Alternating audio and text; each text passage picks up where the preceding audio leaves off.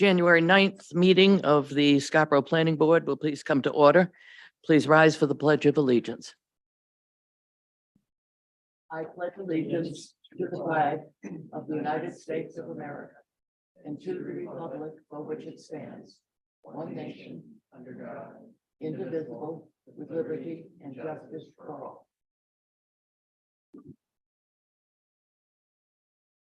Doreen, will you please call the roll? Rachel Henriksen, Here. Rick Meinking, Here. Roger Beely. Virtual. Jennifer Ladd. Here. James Hebert. Here. And while Roger Beely did not respond, he's sort of waving at us from the Zoom. I do want to announce a couple of things. The planning board, after several months of being without its alternates, now has two new members. Noah Perlett is the first alternate. James Hebert is the second alternate. Rick Duperi will not be here tonight.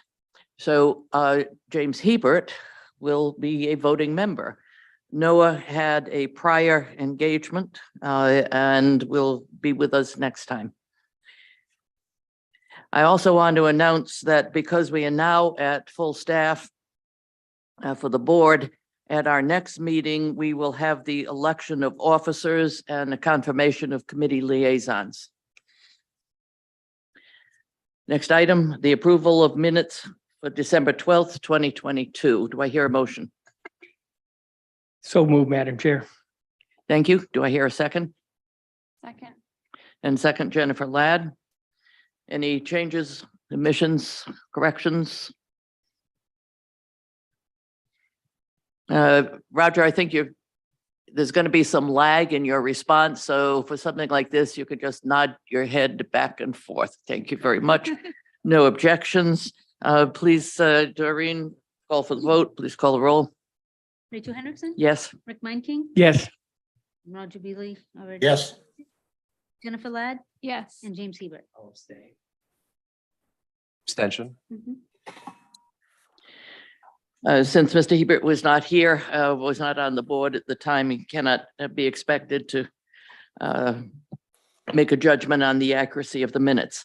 Next item, number 5, Pine Tree Seafood request a site plan review for a 20 by 10 foot building expansion at 655 Route 1, Assessors Map U31, Lot 1. Eric? Thank you. So Jim Hartley is here requesting a site plan review for a 20 by 10 foot addition to the rear of the existing structure at Pine Tree Seafood.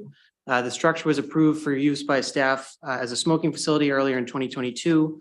And Mr. Hartley has now requested to expand upon that area by the 200 square feet.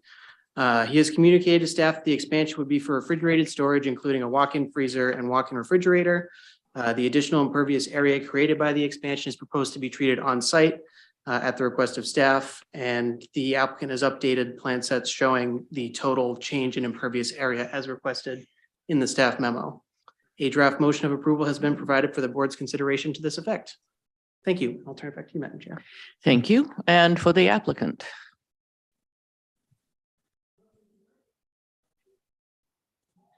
Good evening. My name is Kylie Mason from Sebago Technics. I'm a landscape architect and our chief operations officer. I'm honored to be here tonight for James Hartley, who's in the audience as well. This is a small minor expansion, 200 square feet that will support some refrigeration for the previously approved garage that was converted into a facility to help him smoke products.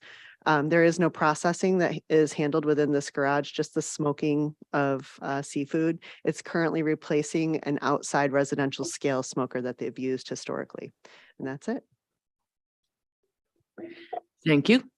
This item is subject to a public hearing. Is there any member of the public who would like to make a comment? Or any member online? Any member of the public online?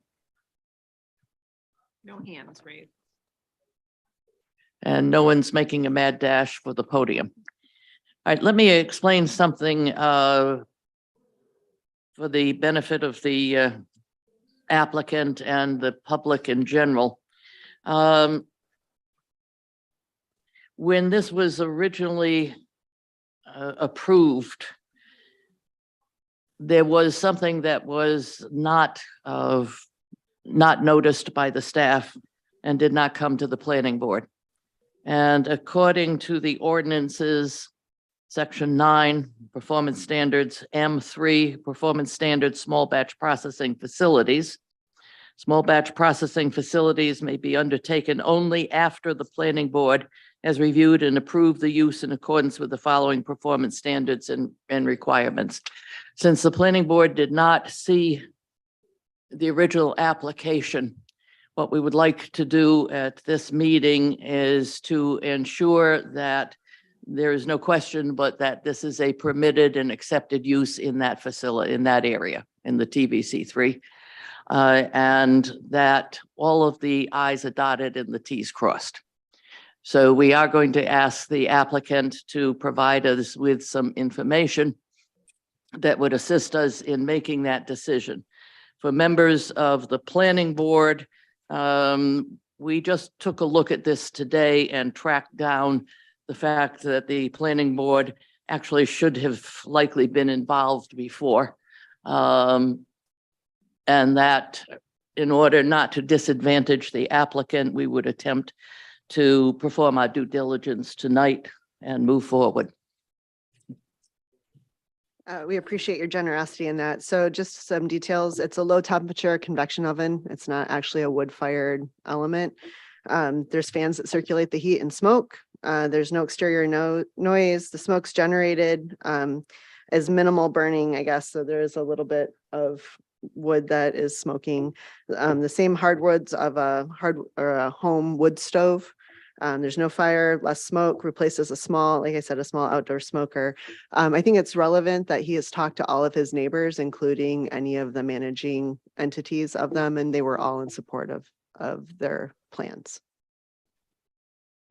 Thank you. The section that we were most concerned with was the section that indicated the facility will not create any unhealthy or offensive odor, emissions, dust, or other airborne discharges. Are you saying that the fans inside handle all odor and nothing escapes? I think what you would have is the equivalent of a wood smoke stove or somebody's residential grill. But otherwise no odor of fish processing? It's not fish processing, it's just smoking of fish. So it would be the equivalent of a grill smell. All right, thank you. Does the board, for the board's purpose, the other performance standards are small, indicate that the small batch processing facility shall be limited to no greater than 5,000 square feet. This at maximum, I believe, would be 600 square feet. The design and external appearance of the processing facility and site improvements will constitute an attractive and compatible addition to the neighborhood, shall be of a size of and compatible with other non-residential uses. The applicant has included architectural designs indicating indicating a harmony with the small house that is already there. Number 4, will not include any outdoor storage of equipment, materials, or processing byproduct or waste. Can you attest to that?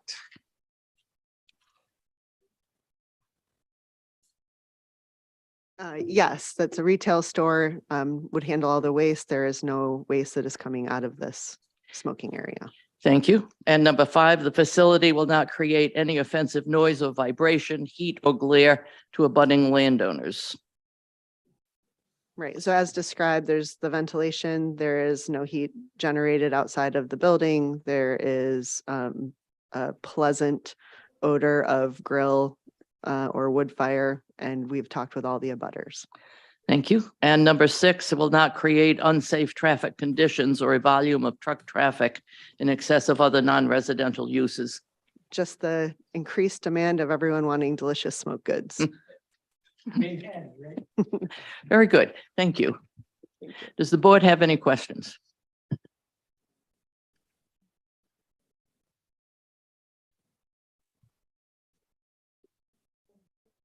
Not for me. And with the confirmation that I believe we have done our due diligence on this and the applicant has met the performance standards, I have a motion. I move to approve the project titled Dunstan Smokehouse Company proposed by James Hartley as depicted on the plan set prepared by Sebago Technics dated 12/13/22 with the following findings and conditions. Findings: the proposal amends an existing site plan by adding a small 20 by 10-foot addition to an existing building on the site. The addition would increase the size of the commercial space housing Pine Tree Seafood Smoker to allow for expanded seafood processing. Conditions: 1, prior to the issuance of a building permit for the addition, the applicant shall A, address the comments identified in the staff memo dated 1/9/23, B, address standards of zoning ordinance section 9M3 pertaining to small batch processing as discussed at the January 9th, 2023 Planning Board meeting. This shall be reviewed by the Planning Department. Is there a second? I'll second. Second by Mr. Hebert. Congratulations, your first motion here. Is there any comments, questions? Thank you. Doreen, please call for the vote. Rachel Henriksen, Yes. Jennifer Ladd, Yes. Rick King, Yes. James Hebert, Yes. and Roger Beely. Yes. Thank you all. We appreciate it. Motion passes. Thank you.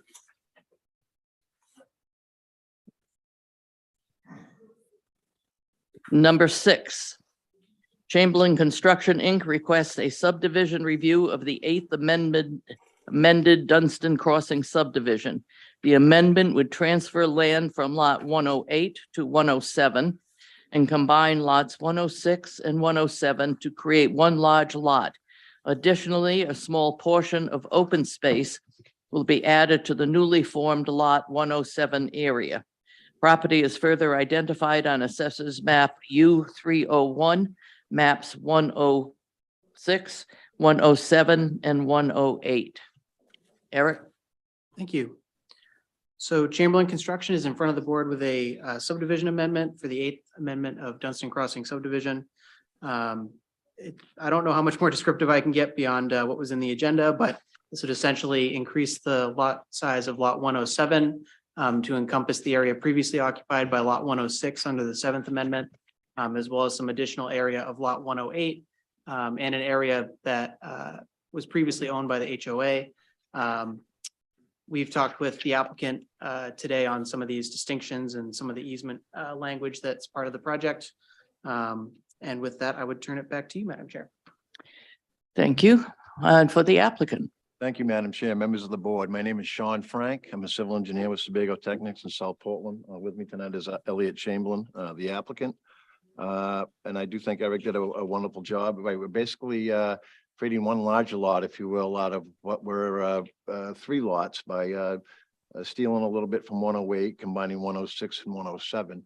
We actually were on site in terms of looking at the lot, and there was actually a nice little knoll, if you will, that was within the area originally contemplated to be conveyed to the homeowners association as part of the master plan to be taken care of as part of the detention basins out back. So we'd like to include that as part of the lot too.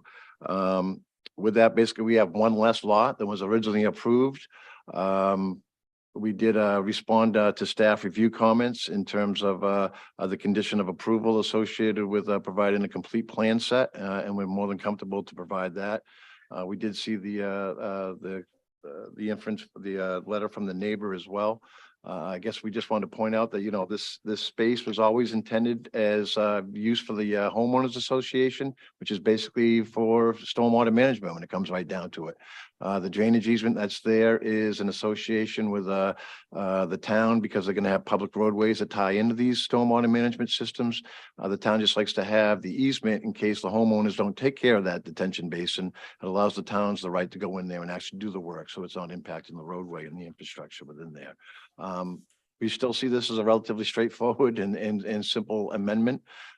This is the eighth amendment. Obviously, when you start with a project that's been going on, the original approval from this was in the end of 2006, beginning of 2007.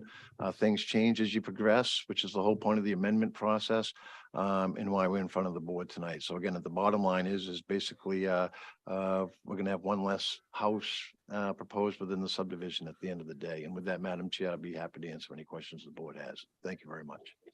Thank you. This item is subject to public hearing for public comments. I will note that we have received a comment from Jeremy Dill and Kayla Dill, and that is into the record. I ask if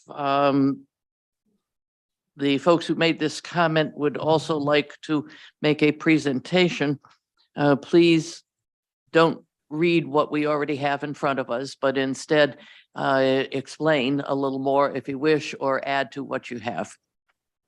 Is there anyone in the audience who would like to make a comment? We have someone online, All right, who's online? Mr. Jeremy Dill. All right, I recognize Jeremy Dill for 3 minutes. Jeremy, please again cite your name and your address. Hi, my name is Jeremy Dill and I'm at 40 Martin Avenue. So the point of my property at 40 Martin Avenue actually abuts the easement. It's tough to see on the plans in front of you, as well as my wife and I own 12 Susan Avenue, which was going to be abutting the easement that was existing. Certainly I don't have any issue with the idea of combining the lots to create a larger lot. I guess my concern was for that triangular piece of the easement that's being included in this proposed lot. My concerns were, number one, that this was originally in the plans for the subdivision, there was going to be some public trails and things like that. There was some master association land that was going to serve as a buffer between this particular cul-de-sac and my property, and that has gone away along the way. And then also the idea that my property is now not going to be abutting this public space. Not only that, but the loss of the public space for the greater association. I think in Sebago Technics mentioned, this is what the purpose of this land was, to be set aside as a stormwater easement and for the town to be able to access and manage that. So my concern is more about why that piece needs to be included in this particular phase and become a private lot instead of maintaining its public access. And I guess my broader concern too about, does this affect the stormwater management? I'm pretty familiar with that piece of property. My 8-year-old and 5-year-old, we go walking around there quite a bit. And, it's a pretty steep grade back there. I know they've put some erosion controls in there to prevent erosion down into that stormwater pond. So I guess my great concern is about, does it impact that at all? And I know, these big projects have stormwater plans, and I'm just curious, if this has any impact on that stormwater plan. Thank you for your time. Thank you. Is there anyone else online? I do not see any more hands. All right, thank you. The hearing is closed. Angela, do you have any insight into some of the questions that Mr. Dill has raised? Yeah, I guess I would probably like to speak to the idea of what is open space on this subdivision. I actually asked Sean Frank to maybe speak to that, what is actually designated as open space.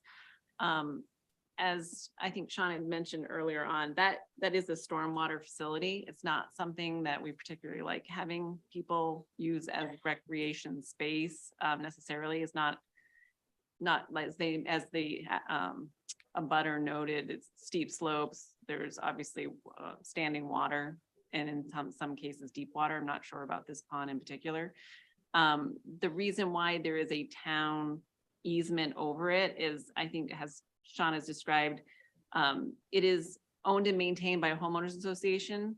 The town of Scarborough requests that we have an easement for maintenance and access to get in there. And those only happen in cases where it's emergency, where if Polson Drive, for instance, once it's becomes a public street, is flooded because of something happening downstream, it's most likely that pond. In an emergency situation, public works crews can get in there and remedy that, and then bill the homeowners association essentially for our time in any issues, or coordinate with them and how that fixes. And so there's that piece. The other piece I think that was asked was how is the stormwater management facility being affected by this change? I think looking at the plans, the grading has not changed. The outfalls have not changed. I'm looking at Sean. to Right, and correct if me I, if I'm and if I wrong, can add but- to that, Madam Chair, it's the pond, I was, Sorry. That's okay. Just let Angela finish and then it'll be your turn. I was just noting, in case I go astray, haven't paying attention to what I'm saying, because the staff did review the plan, and looking at it, I actually reached out during the review process and asked for more detail associated with the pond, because I too wanted to make sure that if things were changing, we're aware of it and what that impact means. This is, I think, as the neighbor noted, one of our urban impaired streams. So it's something that we don't take lightly. And we look at any changes with that, with the stormwater facility. So essentially, the grading, the stormwater isn't moving, the lot line around it from that side is. And so I think in our staff comments too, we asked about the grading and making sure whether that's out of the lot or needs easements on that lot, because even the slope is part of the pond, making sure that gets maintained and that we don't get some erosion or things like that. The homeowners association can maintain that. I'm trying to think if there was other questions. I cannot speak to the trails or any of the open space around. That's why I asked Sebago Technics to be prepared to kind of speak to where the actual open space that's approved by the planning board maybe is actually located in the subdivision. But this was not necessarily designated as that area. Thank you. Sean? my apologies for interrupting, Madam Chair. My point was going to be is the pond's constructed. It's been there for years. So I mean, it was basically setting that property line was based upon the actual constructed pond. So it's not impacting the pond at all. The pond is there. From a simple standpoint, it was just, like I said, it had a nice little knoll area right there that we just thought, geez, it'd be nice to include as part of this lot. It was really as simple as that when it came down to it. From the actual pond itself, we're going to have one less lot, so a little bit less impervious area that's going to be directed to that pond. So the pond itself will not be impacted whatsoever. As Angela stated, the easement is all there for drainage and that type of thing. Elliot's actually been working with staff, with the association, to put a trail system in. The trail system is not along that back property line, just based upon the issues we were talking about, steep slopes, wetlands, the pond itself. So the trails have actually been relocated on the property, but the fact the trails are there, they're just not along that back property line any longer. And again, that's always what the whole system's been. We had a master plan approved from 2006 and 2007 with the full understanding that things would be tweaked as we worked our way along. And we see this really just a minor tweak to that approved plan, Madam Chair. Thank you. Let me turn this to the board. Rick? Yeah, I guess I'm not really too hung up on that. I do see what the resident was referencing. More of a question for me about a curiosity. There's this, looks like some sort of a footprint in the TVC zone down the way on Stewart Drive. It's not, you can't see it on there. I see it on my print. I see it on the amendment as it is today. And then under the the 8th amendment, there's this footprint of a building. And I'm just trying to figure out why that appears on this print and not on that print. I think that building is probably the tap and table and probably is a layer that didn't get left off when we. Oh, the so it's Eighth one of them Amendment. layer things on I your have CAD, a huh? feeling that that was a drafting, and I thank you for pointing that out, and certainly we don't have any need to have that Yeah, footprint shown in let's- the amended subdivision plan. Let's clean that up. Yes.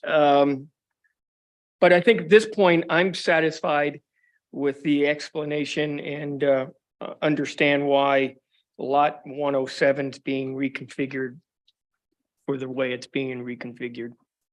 Thank you. Thank you. Jen? I don't really have any other questions. I did, but most of them, Angela answered. Actually, I think, in the future, whether it may not be a requirement of this plan or this type of plan in particular, but it might be helpful for the board. I know, our other Rick isn't here, but I'll put my Rick hat on for a minute. He often asks for, or just talks about how helpful it is for us to have comparison graphics. So something that's really easy to show what was and what what was previously approved and what you're proposing, sometimes even overlaid, which the lot lines here are fairly straightforward. So it's pretty simple to switch back and forth and see that. However, I was wondering, I'm not super familiar with this area, so I wasn't sure that pond was in or not, and had the same questions about how the lot line impacts what is in that area. I understand like the linear path of access between Paulson Drive and this area in terms of allowing, the town or other public access there, but there really wasn't a lot to speak to what was happening in that space. So perhaps in the future, it would just be helpful to provide a little bit of context. It does, maybe not even like all the full grading, but just kind of like a rough pond is here kind of thing. Aside from that, I don't have any other questions, and thanks for your explanation and background on this one. Thank you. Mr. Beely online. I'm pretty well satisfied, Rachel. Thank you. Thank you. Mr. Hebert. Thank you, Madam Chair. It appears from my review going through the material, it's positive, and it was stated by the applicant as well. They're reducing impervious surface by reducing the quantity of lots here. You're looking to have one building, primary structure here instead of two. It's less impervious surface. It appears to be a lot of attention given to the grading and drainage access and the stormwater runoff in this area. And I understand the need for the town to have access to the space in the event of an emergency or ownership that they have to go in and do something. So I don't see an issue with this. Thank you. I think I must confess that I'm still confused because it looks as though from the application materials, as though there has been a tail added to the lot that you're saying was actually uplands. Is that correct? Oh, yes, ma'am. Absolutely. How much of that is uplands, and why was it originally included as part of the wetlands? No, it was never included part of the wetlands. It was included as part of the area that was going to be conveyed to the Master Association in conjunction with the ownership of the ponds. So it was always uplands. It was never wetlands. It was just going to be part of the area to be conveyed to the association rather than to be part of an individual lot. So the association, we have the association sign off on removing something that was going to be conveyed to it. Well, it hasn't been conveyed at this point, Madam Chair. It's still owned by the applicant.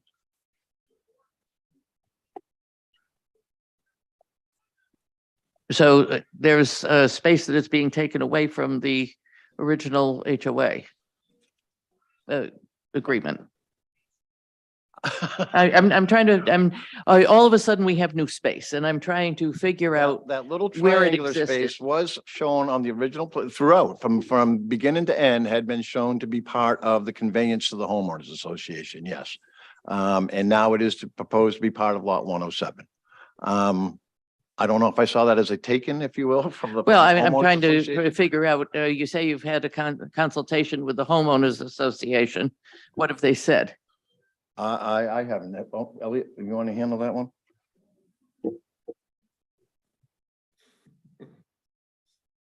Good evening, Elliot Good, Chamberlain. good evening. Right now, I still am in the role of running the Master Association. We have not turned over that association to the residents as of yet. So right now, the association as of right now is still me. So the association to be actually has no expectations. It's only, I mean, I understand your relationship, but I'm just saying the association to be has no expectations that somehow or other that would have been conveyed to them in the future. Looking at a map, you're right. You might have thought that that was coming with the pond, but it is not taking away any active open space. It's not reducing the trail network whatsoever. Not changing the recreation pond in phase 2, the pocket park in phase 5, the open space up by the Dunstan Tap and Table Restaurant. So none of the amenities that have been promised, the community center, none of those are being reduced or taken away. Basically, this was excess land servicing around the pond. If you look at the older plan, and Sean, I think, has a copy with him tonight, originally Paulson Drive, the back of the lots didn't connect to what the gentleman online, his property, and now my son's property, didn't back up to that. About 4 or 5 years ago, we changed that and reduced that because at the time it made more sense where the trail was going, what potentially could happen once we did turn over the land. So we've made adjustments as Sean has talked to. Most of them all been for the benefit. I guess I don't see this as a benefit or a negative to the association. It's maybe a little bit less land they have to take care of, but it doesn't affect the functionality of the pond whatsoever in a negative way. Doesn't make it better, doesn't make it worse. Thank you. Let me ask you, where do the wetlands start? Are they, there seems to be a concern about the steep grading. And one of the things that we commonly do is ask for some permanent division on a piece of property if there's going to affect wetlands. In other words, if they're going to be on the property or if it's going to lead to those wetlands. So do you have any plans? There are no wetlands on anywhere near what we're talking about. There are some wetlands about 4 lots closer to Stewart Drive behind, I think it's lots 109, 110. Actually, there are none. You've got the stream setback, but there are no wetlands anywhere around this lot or the lots that we're changing. So there would be no need for, let's say, a fence, boulders, markers to prevent people from walking or building on something that actually would drain into. Correct. And if you look at the lots, that line all the way down from the beginning of Stewart Drive up to the new 107, we stayed out of what was the stream setback. And typically, as going through planning, working with staff, they've a lot of times ask us to move property lines. So you're not actually including wetlands as part of a lot. And I think we did that pretty much through the entire subdivision. So we don't have any that we're trying to work around. And Madam Chair, the wetland limits are designated. So you can see there's a little stream on the lower left-hand corner, and then the dashed line, if you will, that's just to the right of the stream and loops in. So you can see there's quite a distance between that end of that little triangle and that dashed line. So the wetlands are all basically associated with the stream that's going down through there. All right, thank you. I have no further questions. The board was not prepared with a draft motion for tonight. I think there are a couple of items that the staff has requested. My suggestion is to the board, would you be willing to put this on the consent agenda for our next meeting? Just nod. See if Roger can nod his head. And yes. Yes. All right, it's really just a cleanup, I think. Okay, yeah, I thought we had addressed them, but that's fine. Well, it's just, it's a cleanup and a consent. It can be a consent item for our next meeting, which is also in January, the end of the month. Thank you very much. Madam Chair, Nope. just so Yep. staff is clear, can you go over, I know we talked about the tapping table. Needs to be cleaned up. on the Cleaned up, plan. yeah, yeah. Is there other specific items just so staff make sure if it's in front of you as consent? that you have Yeah, covered it? you had indicated the staff request that the net residential density be recalculated. Yep. Um, And the scorecards for traffic, the right? scorecard for traffic, let me see, provide a full plan set so the most recent conditions can be confirmed for the entire subdivision. That's down on the staff memo at the very bottom. Previous amendments have only included several sheets instead of full sets, Great. so a full set. All right, we'll see you at the next meeting. Thank you very much. Thank you.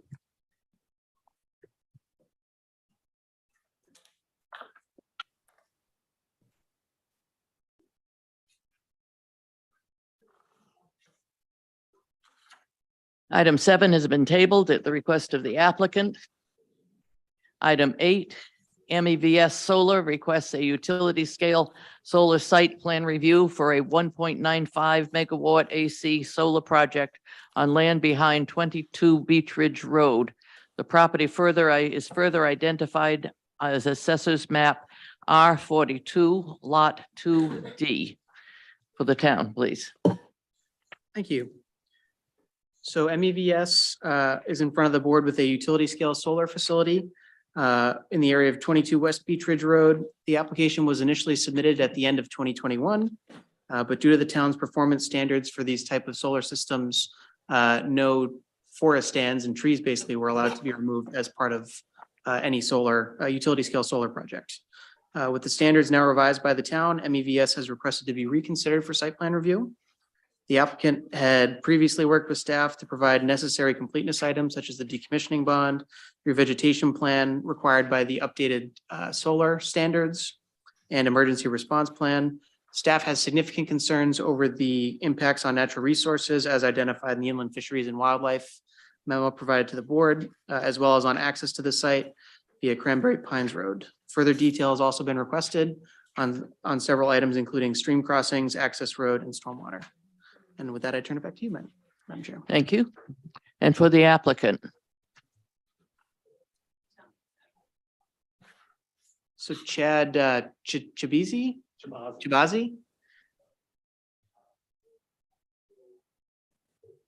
Hi, I'm Steve Barrett with Barrett Energy Resources Group. I'm representing the applicant. There may be some folks from Synergy Power online. Thank you very much for the opportunity to present this project to you. It's been, some time working on it with the changes in town ordinance, and but we have a project. The property is located just west of I-95 and bounded by West Beach Ridge Road to the north and Cranberry Pines Road to the south. We have basically an access road off of Cranberry Pines entering into the project property in the south, and we have 2 individual solar arrays totaling 1.95 megawatts AC, so that's usable power, and 2.66 megawatts DC. We are in receipt of staff's comments, so I'm happy to discuss any of those comments in general. And like I said, we're just happy to have the opportunity to figure out how this project can work at the site. Dick Waterhouse, who's the landowner, I think is on his way. He's not here right now, but he is, he's been involved quite a bit in the project. So I guess I'd open it up to the board for any questions. Thank you. Actually, the next item is that this is a opportunity for the public to make a public comment. Is there anyone in the room or online? Thank you. If you could just go to the podium. You have name, address, and please 3 minutes. Yeah, my name is Wallace Fengler, 233 Holmes Road. I went over and checked out the site. I had a few concerns and I had a hard time finding the forest notification because I was trying to locate exactly where this was. But then I was rereading this afternoon, trying to find all the details. And so I have a couple comments in general. There were 1,123 pages. And I got down about 3/4 of the way through the application and it crashed. So I couldn't read the rest of it. And I talked to Eric and he said, you're gonna fix that so that in the future you can go to one item instead of trying to scroll down through all of them. But anyway, when I looked at the application, all of the exhibits from A to S were blank. And then when I got down further, I got into the same thing again with answers. But my main concern is it's the brooks that are there, and there's a wild native brook trout habitat. Finnard Brook is one of them. I'm not sure the names of the rest of them. But what my concern is it says in there that they would like to have a 25-foot buffer. And Maine Fish and Wildlife says 100-foot buffer. And whatever WOSS is says 75 feet. I own timberland along the Nonsuch River, and I gave the town 66 acres. And not only the floodplain, but the slope and 100 feet of high ground to protect the Nonsuch River. Because Jim Wendell asked for it and was wanting to protect the marsh. So I'm interested in protecting the brook trout habitat and the marsh. And I'd feel that 25 feet is nowhere near adequate. And when I went and drove past West Beach Ridge Road, there's a very deep gully there. So there's a good chance for erosion. My other question is a general thing, because I'm not real clear.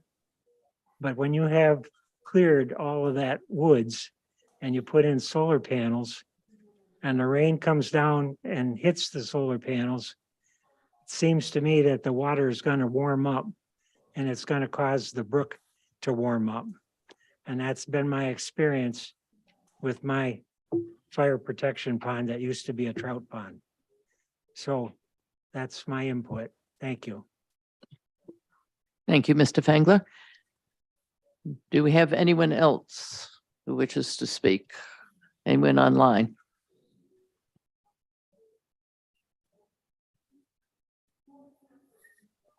All right, public comment is closed. I'm going to turn this over to the board, and I'm going to start with Rick Meinking again. Okay.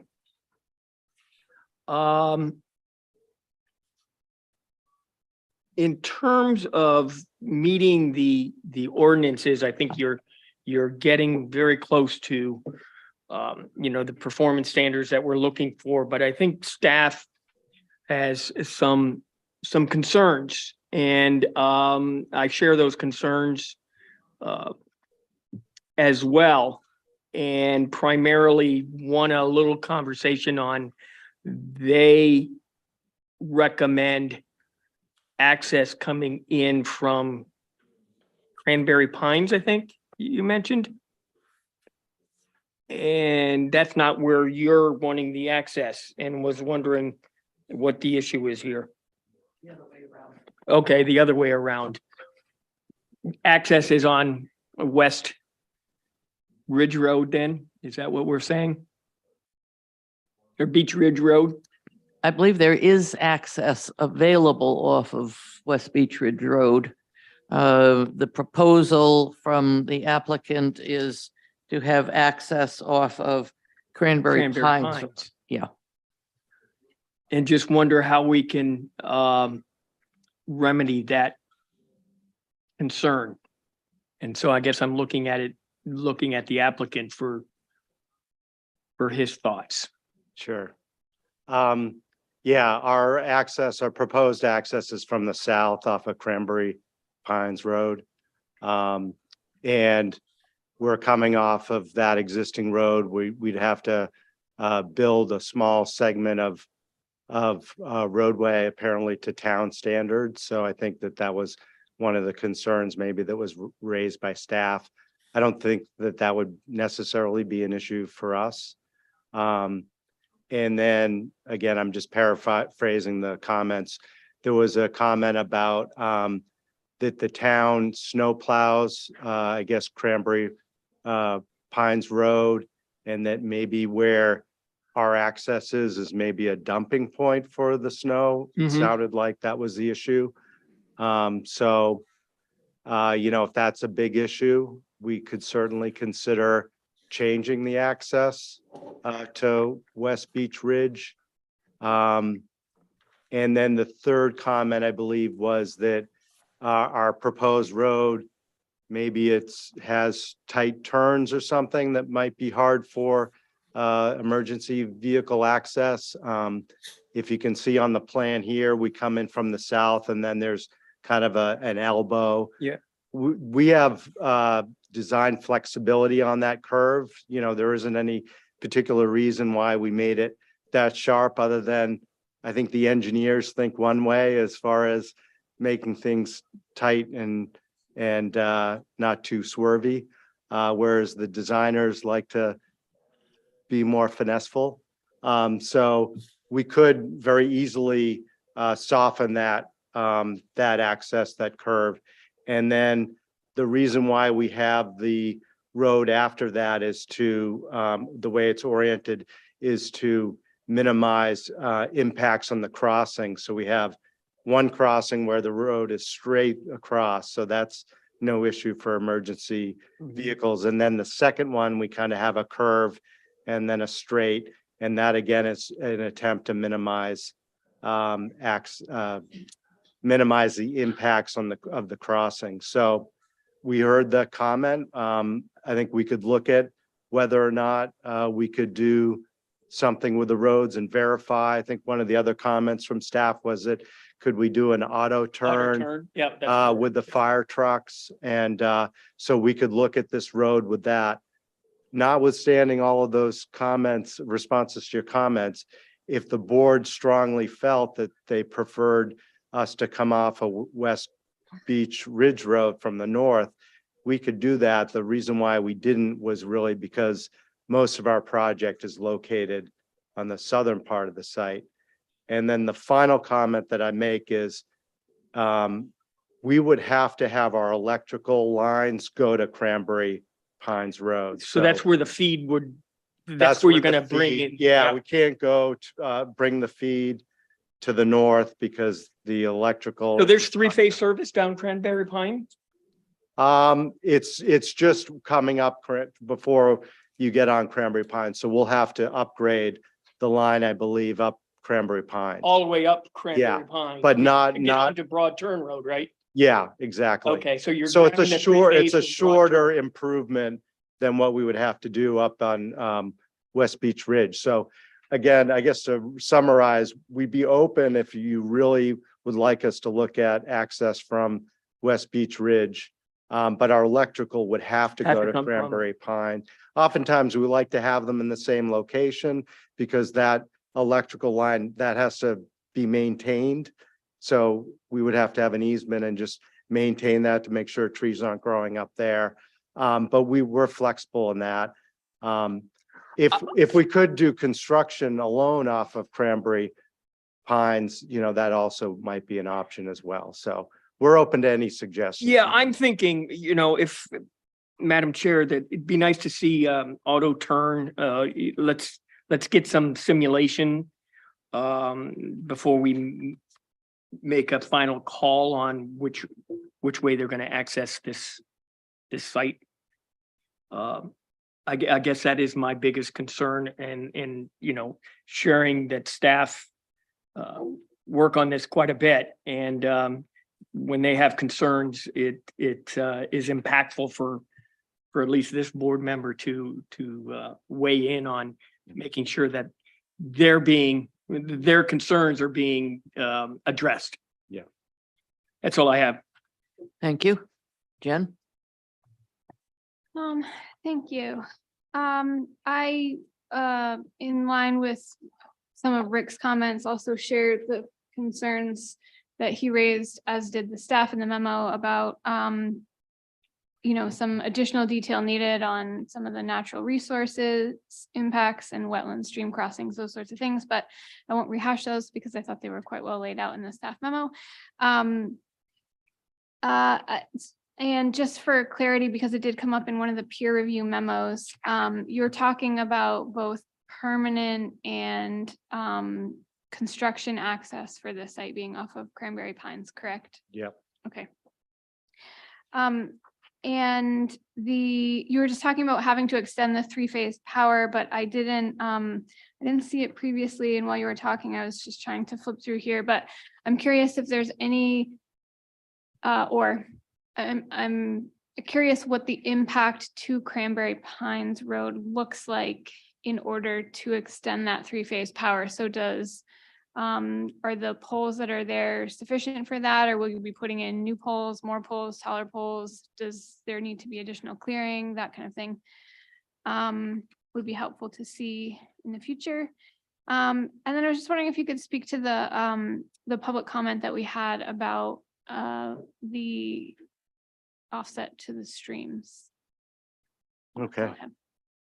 Thank you. So as far as Cranberry Pines and what we would need to do to the electrical infrastructure that's there currently, those are relatively new poles. So in some cases, we do have to come in and replace poles, but we don't anticipate needing to do that. We would basically just be hanging an extra cable, and that those lines would just have to be maintained in a similar way that they're maintained now. So it's not a dramatic change. Just as you're driving down the road, I don't remember the name of the road that comes on Cranberry Pines, but that has three-phase. And you look at those lines, they might be a little bit beefier, but they're really providing a similar service. They're serving residential customers along that road and also providing some power kind of to the next substation. And that would be similar to what would happen on Cranberry Pines. So the visual and maintenance impacts would be minimal. As far as the offset to the natural resources, our concept was kind of, maybe for lack of a better comparison, but maybe what you do with a conservation subdivision where you kind of pack in everything in a tighter area and then not fragment the 65 acres. So we did get the comment letter from IFW that said that they recommended 100 feet from the stream.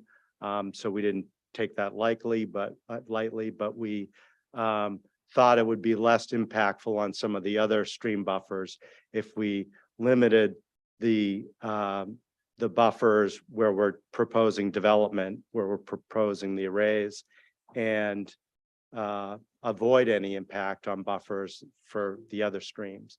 So currently we have two stream crossings. If we have to expand the buffers for this current area from 25 feet to 100 feet, we're likely going to be crossing one, if not two more streams.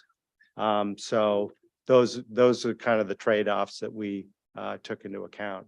But if the recommendation is to preserve those 100-foot buffers, and I think staff in their comments said that while it's a recommendation from IFW, it could be an enforceable requirement under the town, then we can come in with a design that shows that.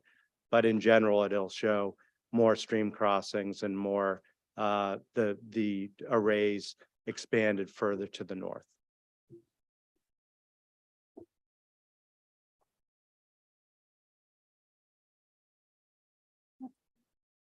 All right, thank you. Roger. Thank you. Regarding those setbacks, I think we probably have to see the alternative with the 100-foot setbacks, just to see how that would impact the area. But, and whether, I mean, is there a point where this would not be feasible if you can only put in so many rays? I think given the amount of land that is available, I think the answer to your question is it'll be feasible. We could we believe we can fit the size of the project with the 100-foot buffers. Again, it would just take up much more of the 65 acres.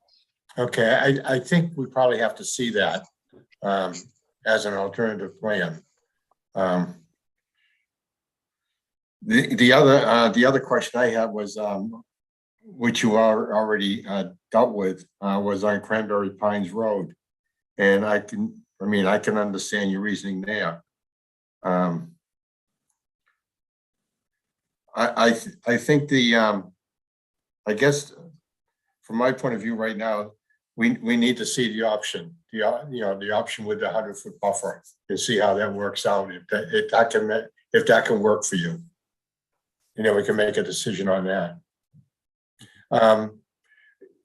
Pertaining to that, maybe I could ask Angela, that 100-foot buffer, that's designed primarily for regular development, isn't it?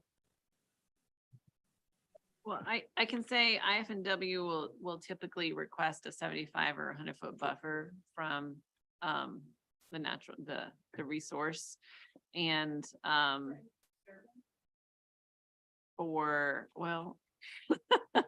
so typically though, developers try to max out land. So you start to get into what is the how you value, I guess, the resource, right? So there's some lower kind of level wetlands opposed to a stream protection, those type of things. So with this in this terrain, and I think this is just a difficult site. And I guess I would also point out with, as Rick was talking about, it's even coming in from West Beach Ridge, and you will be crossing multiple streams. I think regardless, there's going to be obviously impacts. And I think it's going to be hard to balance, and it'll be hard for the planning board probably to be able to kind of balance that. I'm not quite sure what the answer is. So to Rick's point, is like trying to push one way or the other. I don't know. I know Public Works and Fire Department were definitely pushing towards coming off West Beach Ridge because they have a certain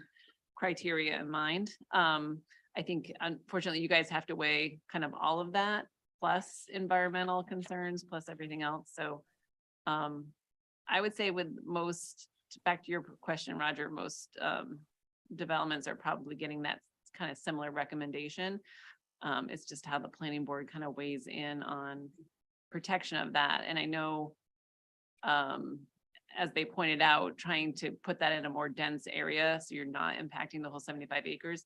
It doesn't preclude them from coming back though and requesting an expansion of it, right? So you could use all 65 acres. So unless the planning board puts some restriction on that, that would be the reason I was asking, conserve the land.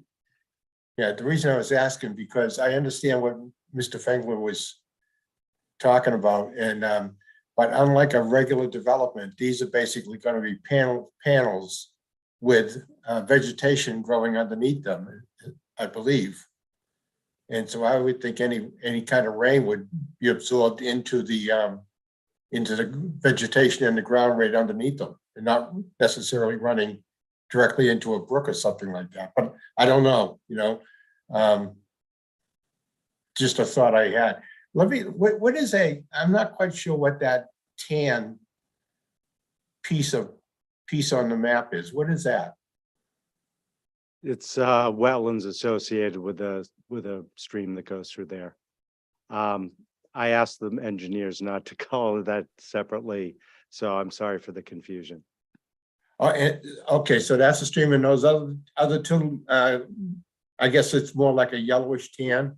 Those other two little squigglies over there by the, towards the end, that's also wetland, so, or a stream?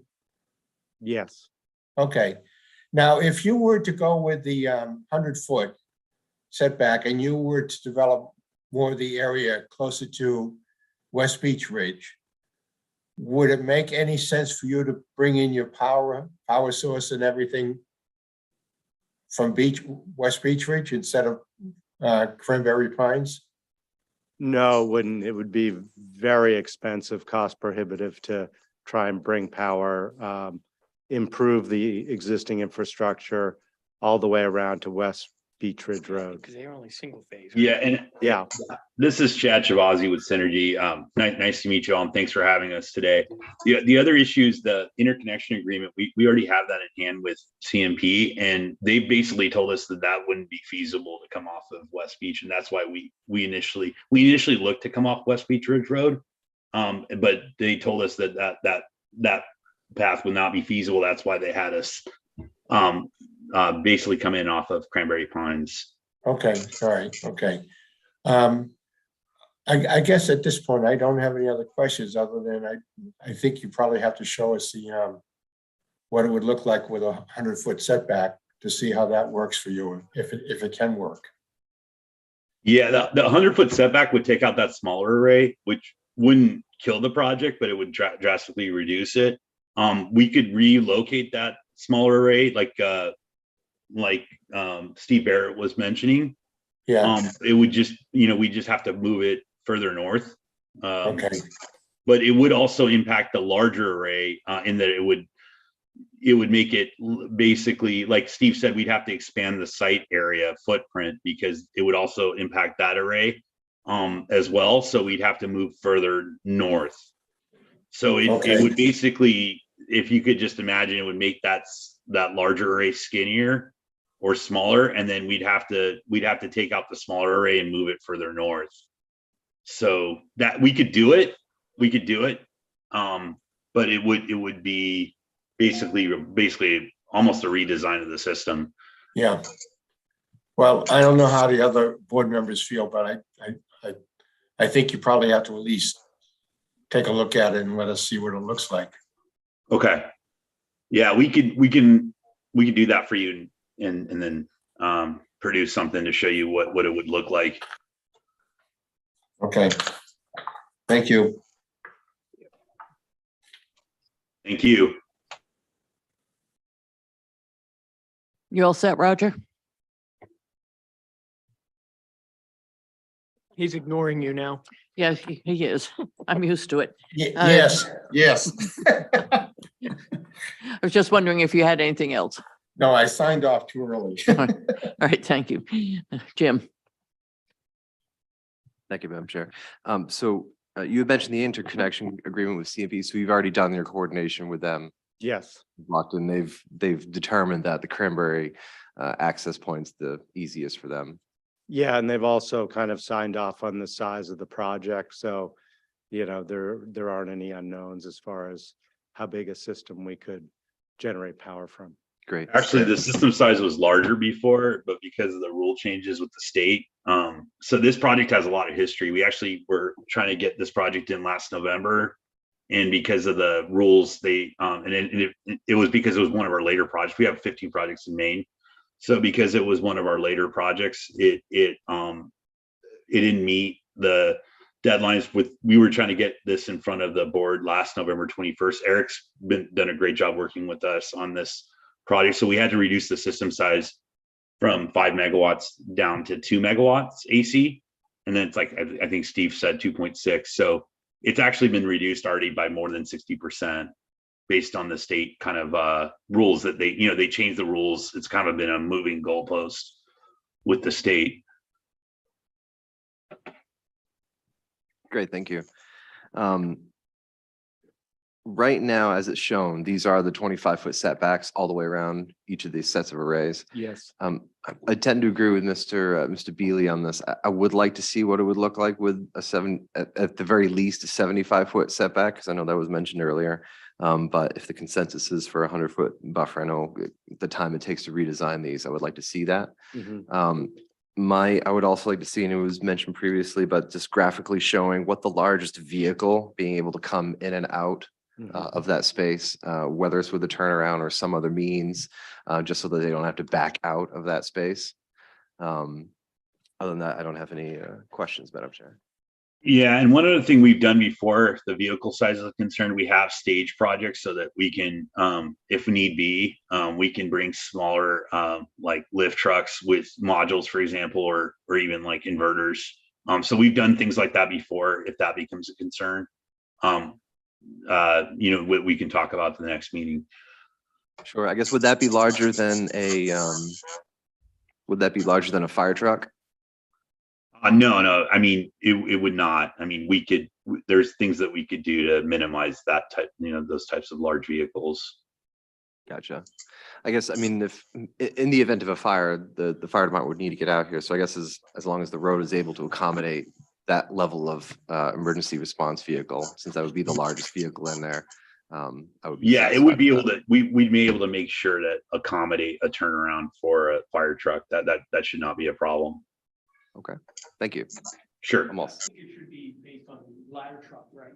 Yeah. Because we want the largest apparatus. Exactly, yeah, the largest, the one that would possibly ever go in there.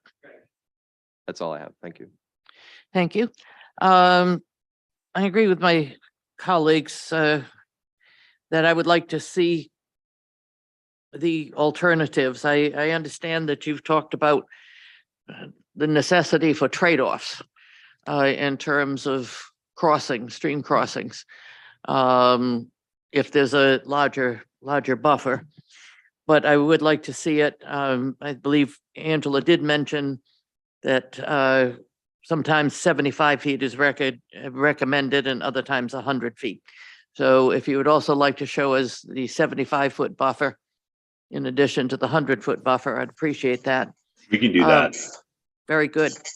I also want to give due deference to Mr. Fengler, who's very knowledgeable in the area out there, and also raised an issue I hadn't thought of in terms of the brook trout. I was hoping that, or I am hoping that for the next time you provide us with this application, where you resubmit, that you also address his concern about trout and whether that would result in any sort of warming of the streams. In addition, I must confess, I have never before seen so many items of questions and issues from Haley Ward as I have seen in this application. So please, when you return to us, go through their memo, their January 6th, 2023 memo, very, very carefully, and respond to the issues that they have raised. And now, in some cases, you've probably taken care of them, but please look at them very, very carefully. I haven't made up my mind yet whether Beech Ridge is a better access than Cranberry Pines. I'm looking essentially for more information from you to convince me which is better and why, specifically why Beech Ridge is not the best option. Because I think it does make sense to come off of Beech Ridge, but I'm willing to be convinced. So please spend some time taking a look at those two options, if you would. Are you clear on what your homework's going to be? Yeah, we have a long list. Yes, you do. But I have every confidence that you'll be able to come up with a really, I'm an ex-teacher, a score of at least an A, coming back to us, responding to all of these issues, and look forward to seeing you again. Thank you. Yeah, I was just going to say, the list of items from Haley Ward, that's all straight and plain. So we'll go through that. And then the comments that the board has provided tonight as far as looking at alternatives, that's very helpful for our decision-making. So we appreciate, the feedback on this. Thank you. Thank you. See you Definitely. again. Thank you so much. Well, excuse me, we're not quite done. Jen has a question. Okay. I'm sorry, just elaborating on that a little bit. So it was clear that, and I agree that having, presenting something to us to look at what an alternative would look like with 100 or 75-foot buffers, but also something that Angela touched on and some of the public comment, I think along with that, it would be helpful for us to understand sort of like the weighted or proportional impacts for those different water bodies. So presumably some of them are higher quality wetland areas and some of them maybe lower quality. And so that's something that would be helpful. I know for me, I'm assuming for others to understand, we're adhering to 100-foot offset for this particular water body for reasons X, Y, and Z because it's a protected habitat or something versus a lower offset for an area that's deemed a little less, lesser quality. That's all. Just wanted to say that. Thanks. Okay. Thank you. Thank you. All right. If you would, I appreciate it if you would just go up to the microphones so that your comments are caught. You was talking about the streams, and there's the Finnan Brook that runs through there, which has fish in it. But all the other streams are annual streams. They just dry up in the summertime. So it's not like they have fish in them. It's only the Finnan Brook, which is closest to West Beach Ridge Road. All the other streams have no fish. I figured you guys probably didn't really realize that or know that. I appreciate the information. Thank you for coming up. So so that the others dry essentially are seasonal. Yeah. Thank you. I should just point out that that's Mr. Waterhouse. He's the landowner and here to support the project. Thank you. Thanks, Richard. Thank you. And Rachel? yeah, go ahead, Roger. Yes, could I ask one more question? Go During ahead. during the installation, would you be bringing the equipment, in through Beach Ridge, West Beach Ridge, or through Cranberry Pines? I think as we propose it, we would be doing everything through Cranberry Pines because the project is primarily located in the south part of the parcel. That may change if we're looking at an expanded project footprint. So I think as with a lot of this, we're open to suggestions. But right now our proposal would be to come in from Cranberry Pines. Okay, and one last question, and just out of curiosity, when these panels are shipped or are received by you folks, do they come on a tractor trailer? Or how do you receive those at the site? Yeah, so that's a great question, Mr. Beely. It just depends. So we sometimes warehouse the modules, the solar modules, and then we bring it in, like we can bring it in through lift trucks, or sometimes if there is suitable access, they will be delivered with the big rig trucks. So it just depends on what the site suitability is. And that's something that, we can definitely talk about with as far as this site goes. It just depends on each site. Okay, good, thank you. I'm all set, Rachel, I think. All right, I'm going to do a countdown to see if there are any more questions. All right, yes, we are done. Thank you very much. Thank you. Thank you. Have a great night. We really appreciate your time.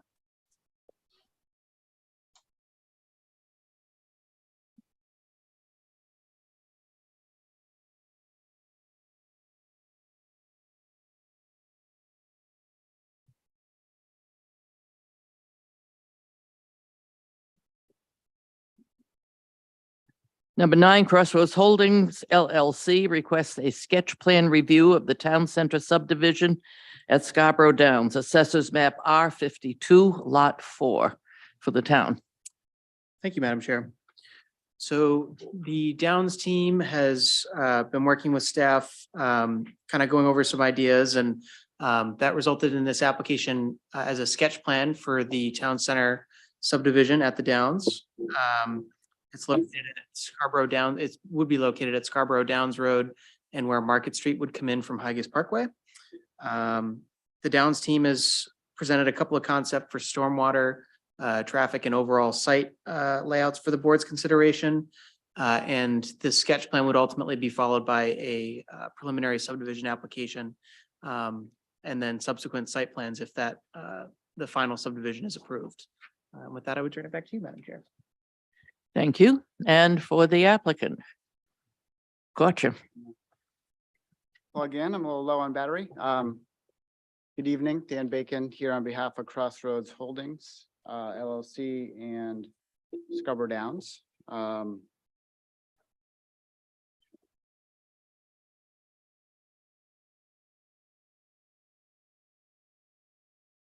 Charger's not working.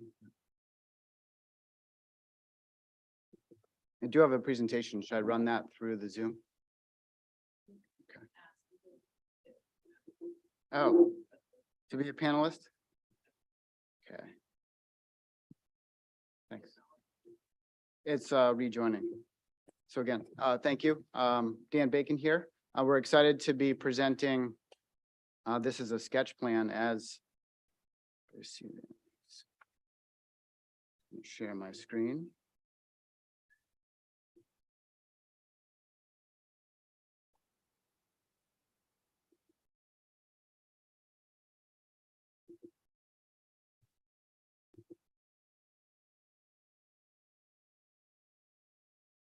Okay, and we're off. As Eric introduced, we're presenting a sketch plan this evening, really as kind of a bridge between our master plan approval that the board approved for Town Center back in, I think, the November timeframe. But prior to our first application for subdivision for the first phase of Town Center. So this presentation tonight is to kind of go over the key elements that we want to talk through at sketch plan, really to tee up, if you will, our first phase. And with me tonight is Brian O'Connor of Cube 3 Architects and Urban Design. Brian's actually been working with us over a year at this point on the framework, the layout for Town Center, and is going to speak to really kind of some of the principles around placemaking, the central elements of the Town Center that we'll be phasing into as we proceed with the Town Center. Also, here this evening, per usual, is Drew Gagnon, our engineer, who will touch on really kind of how we're proceeding with the phasing and how it complies with the master plan, and also our DEP approvals that are already in place. I think one additional point I want to make is, in not joining us this evening, we've actually engaged Tool Design, and Tool Design, our transportation, traffic engineering team that are new to our team. But the reason that we've engaged them is really given the kind of the unique opportunity in the Town Center to design around pedestrians.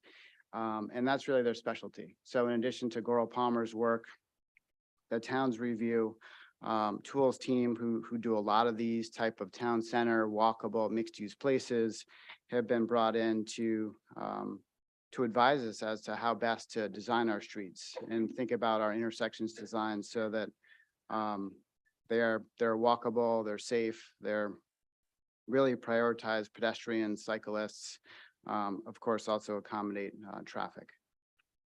So just to kind of to give the board a sense for where we are in the review process, and I know most board members are aware of this. This is perhaps more for the public. Like I said, we had planning board approval for our master plan back late fall. And this is really a bridge between that approval and our first subdivision application that we'll be applying for the first phase. So really between the first and the second bullets here. And then, of course, after subdivision approval, we'll come in for individual site plan reviews for individual sites. You know, our first mixed use site will actually be coming in for kind of that central square area as a site plan, because it's going to have likely be mixed use, have some commercial activities within it. And then after those phases, of course, we have building permit and construction. So in terms of the key elements of our design that lays the groundwork for a first phase, we of course have the master plan approval. We're going to talk a bit tonight about our planned street grid for the entire town center, not just the first phase, so that you can see where the first phase fits into our larger build out for town center and how it can distribute traffic and enable us to focus on good design in the core for pedestrians, cyclists, on-street parking, etc. We'll talk a little bit about some precedent studies that we've looked at. There are a lot out there, so we've only picked 3, but we want to sort of show similarities between those and the downs. Talk about bike and pedestrian kind of focus, that network a bit beyond our master plan level of detail. And then Brian's going to talk in more detail about the actual kind of core of the town center and the street design and those elements. And then at the end, we'll kind of wrap up with how that first phase fits into that framework. So you've seen this before. I'm not going to provide much of a presentation on the master plan you recently approved. I just wanted to put it up because the plans from here kind of build off of it. So as you've already reviewed, there's going to be a street grid and network that we've roughly laid out through the master plan. And we've now moved into kind of refining that and showing you a bit more of that in terms of additional routes, streets, access ways that build on top of this overall conceptual master plan.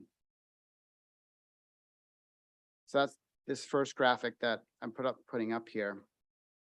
And this, again, it's a high level plan, it's conceptual, but it drills into a bit more detail around what we anticipate the street grid will be to create predictable blocks within the town center.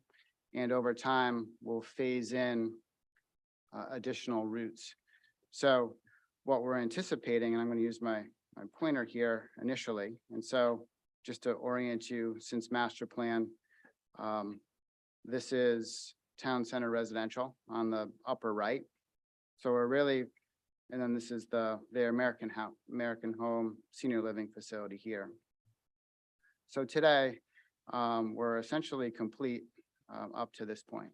And so this first phase of town center that we'll review in more detail later in the presentation will extend Scarborough Downs Road up to a future intersection with Market Street. So out here on Higas Parkway, we're building Market Street and it's roughed into just across the stream. So we're anticipating the first phase of your subdivision review to design Scarborough Downs Road up to an intersection with Market Street and then design Market Street out to connect to Higas Parkway.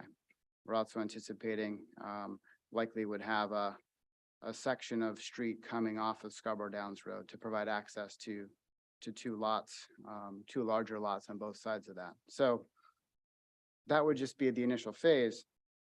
I thought it was very important to show, as a second and third phase, this is the street grid that would end up being built out. So Scarborough Downs Road would continue up towards Innovation District. And as phases occur, we'd provide additional loop roads or access roads around kind of Scarborough Downs in this quadrant, as well as plan north towards the center of the project.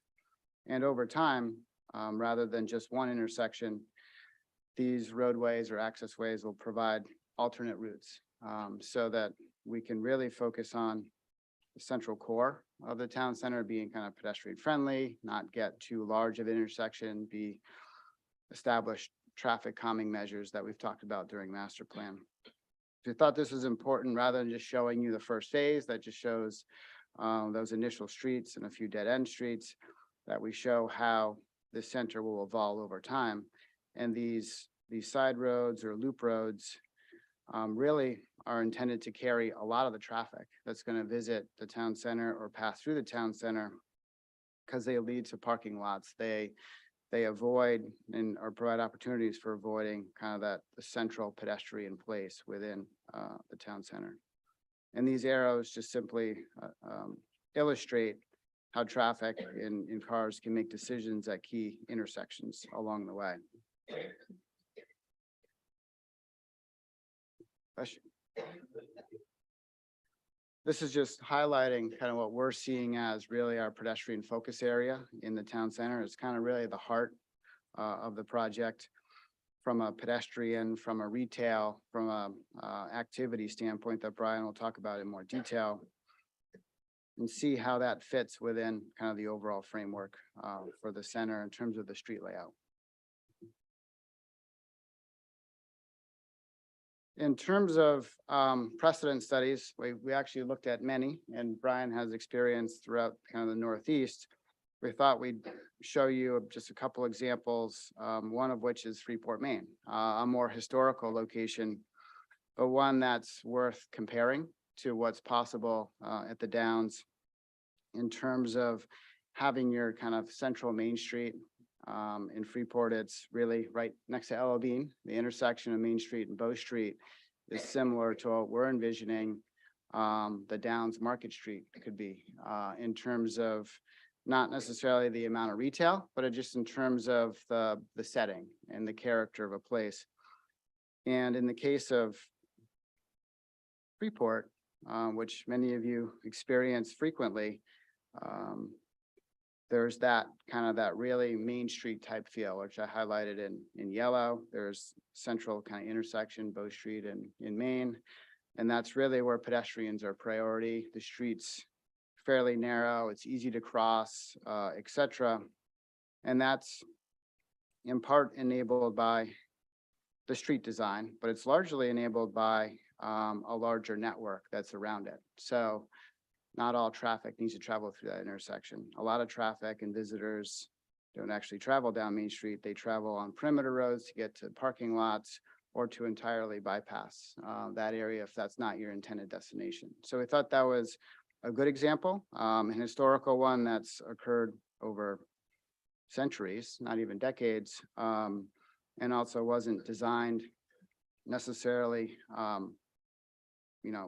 as an integrated project. It just occurred as a community would, but it's a decent example in terms of what a similar network can enable in Scarborough Downs. Another example that's been talked about in the past with this project, because it's a bit of a model project on Cape Cod, is Mashpee Commons. It's frankly an older development at this point, but it was new in its time, being an old shopping center that was redeveloped into a mixed-use place. It really started as a retail destination, but designed from the ground up as like a walkable new community. And they've actually added a lot of residential as time has gone by. Again, a lot of the same principles where there's that kind of central Main Street or two. They actually have a Market Street. That's their primary kind of retail frontage. And it's designed in a very kind of intimate, walkable way with on-street parking, not a signalized intersection, not a lot of turn lanes. And that's enabled by a thought out grid network around it that has developed over time. So this one is more similar to the Downs in that it was planned and master planned with the ability to kind of grow, and streets are added as development occurs around the core to preserve the kind of the pedestrian focus of that kind of central intersection, central roadways. And then lastly, this is a very urban example. It's not what is going to occur at the Downs in terms of scale of development or density of development, but Assembly Row is in Somerville near Boston. And again, it's similar to Mashpee Commons in terms of how it's developed over time. It's phased over time, but it's a newer project. And it has some really interesting kind of street treatments on its Main Street. Its Main Street is called Assembly Row. I've highlighted in yellow.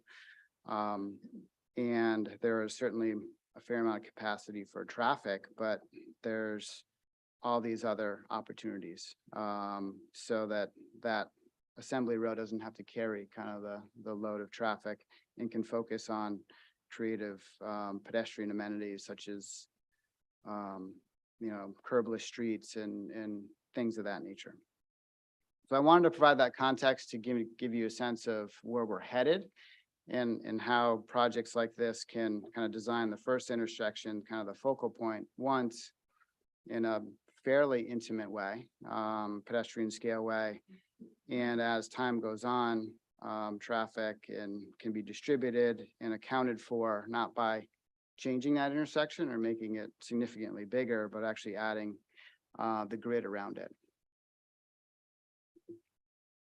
So this kind of brings us back to our sketch plan. And this plan attempts to overlay what we're anticipating as our first phase on top of that larger street grid that we are planning underneath. So it's a little busy and a bit hard to see, but the darker black dashed lines are approximately what we're thinking is the first phase of the subdivision for Town Center.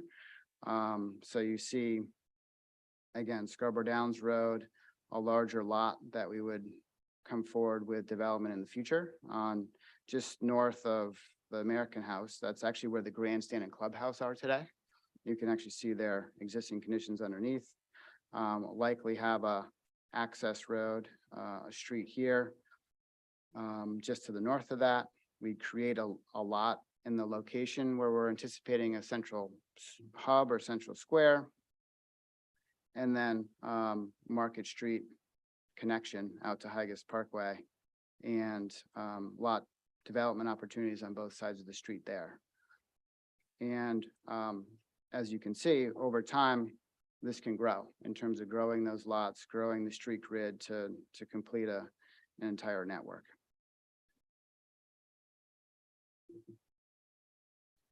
So I've talked a fair amount about sort of the street grid and the focus on pedestrians, in particular, right in the core. And we're showing that highlighted in the cream color here. But obviously another key component, and we've talked about it, a master plan as well, as sort of the bike infrastructure. And so this plan is to highlight what we're anticipating the continuation of the bike infrastructure we've started in Town Center residential and also on Market Street up towards Higas Parkway. So we have some multi-purpose bike paths already underway that we would continue up Scarborough Downs Road and actually make wider kind of in the core of the project because there'll be more pedestrian activity in Town Center. The same would be true coming in from Market Street off of Higas Parkway. We'd continue that multi-purpose path that's shown in green up to the center on the left side of Market Street on this plan. And then we're anticipating another multi-purpose path really paralleling Scarborough Downs Road on Front Runner Way that will extend in the future so that we can provide multiple routes for bikes into the center and through the center on multi-purpose paths rather than making the roads wider and kind of contributing potentially to speeds and some of the things we've been challenged with in the first phases on Scarborough Downs Road. So we want to try to neck things down further in Town Center and provide those bike opportunities on surfaces separate from the road so that we can kind of right size the road infrastructure. So I think with that, I'm going to stop and let Brian chat a bit more detail about the Town Center and the pedestrian placemaking goals. Great. Thanks, Dan. Good evening, Brian O'Connor from Cube 3. It's great to be here. Appreciate the time. We're going to we only have 4 slides here. We're only going to spend a few minutes. What I did want to walk everyone through is sort of some of the initial thoughts about how this central hub is sort of thought about and developed as an extension of what Dan was talking about. So what you see here is sort of some graphics that are from the initial master plan. And the sort of central hub is that area in the middle. Scarborough Downs Road runs horizontally across the middle and Market Street comes up to that main intersection. Some of the sort of core planning goals here are to really think about sort of the thoughtful access to this core for both vehicles and pedestrians, as Dan had sort of alluded to, and sort of the management of the vehicular traffic in a really sort of intelligent way so that you're not shoveling all of the cars down through the main streets, but you are allowing vehicles to be in this area. I think they're an important part of how the place needs to work. We do want to make sure that there is clear definition of this central core and of this central hub, and I'll get into what that means in a minute. We want to make sure that all of the gathering spaces that we're trying to create are both prominent in their position and have a high level of visibility both to pedestrians and vehicles. And then we want to think about sort of all of the edges of this sort of downtown hub area and how the street design and the building edges sort of support the definition of this core, the definition of this hub, and contribute to sort of the meaningful use of this space. So we jump to the next slide. This is a little bit what I was talking about, sort of with the definition of this central hub. And so there's a couple of key pieces here. And I think what I like to think about when we're sort of conceptualizing these spaces is not only what's happening in the space, but what's surrounding that space and how the surrounding edges really contribute to the whole. So you'll notice there are sort of these red stripes. This is the street grid that Dan was talking about, and sort of the very critical definition of the quality and character of what these streets are becomes important, because at the edges of these streets to the outside, you sort of are framing direct residential frontage onto this central hub area. And this central hub, lives and breathes by not only the uses internally, but eyes on the street, people looking down into that central hub onto those gathering spaces.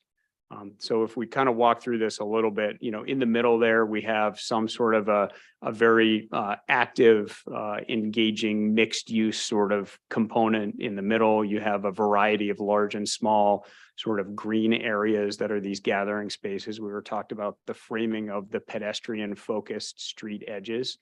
And then the blue box is really sort of thinking, this is an opportunity to get really creative, where we're starting to set the table in that first intersection for what happens when you come down Market or you come Scarborough Downs Road and you hit that intersection.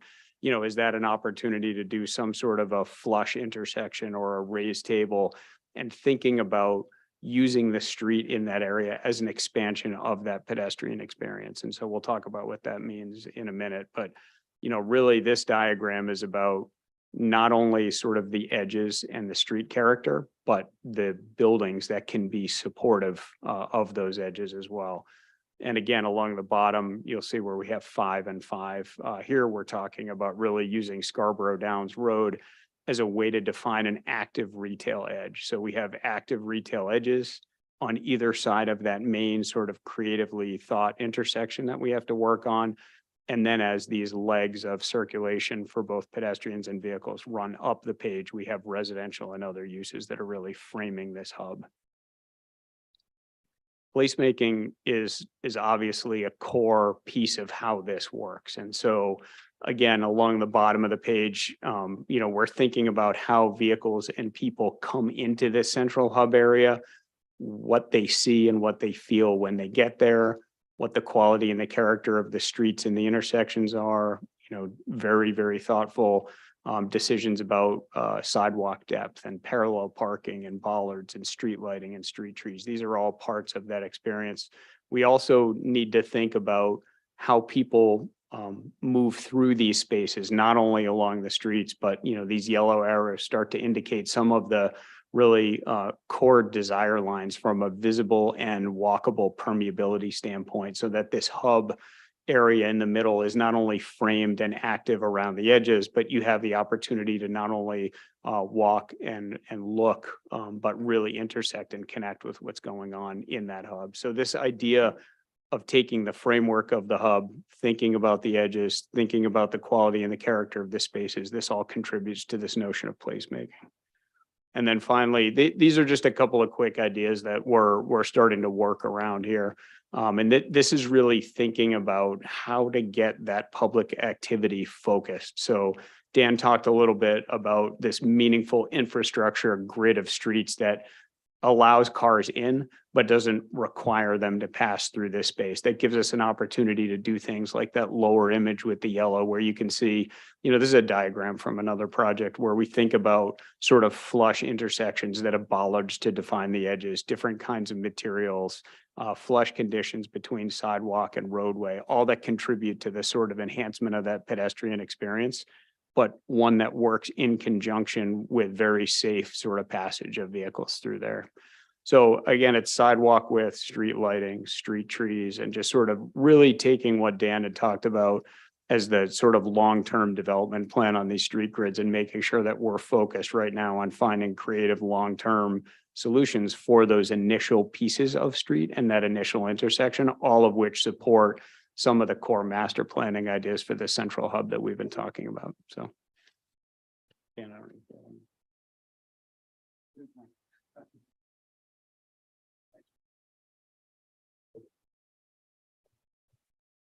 Thank you. Drew Gagnon with Goral Palmer. I will be quick. I'm just going to briefly go over a little bit more detail of the first subdivision phase and what we're going to be looking to do. So kind of expanding on what Dan and Brian went into with the subdivision. So this slide is showing how this subdivision relates to the master plan. So kind of combining the first couple of slides you saw and how it relates and how we're in our jurisdictional requirement here. So the thick dashed blue line is the master plan limits that were approved back in November. And this kind of thinner dashed black line right here that follows this big area right here is our current main DEP SLOTA permit, and as well as our wetland permitting within that.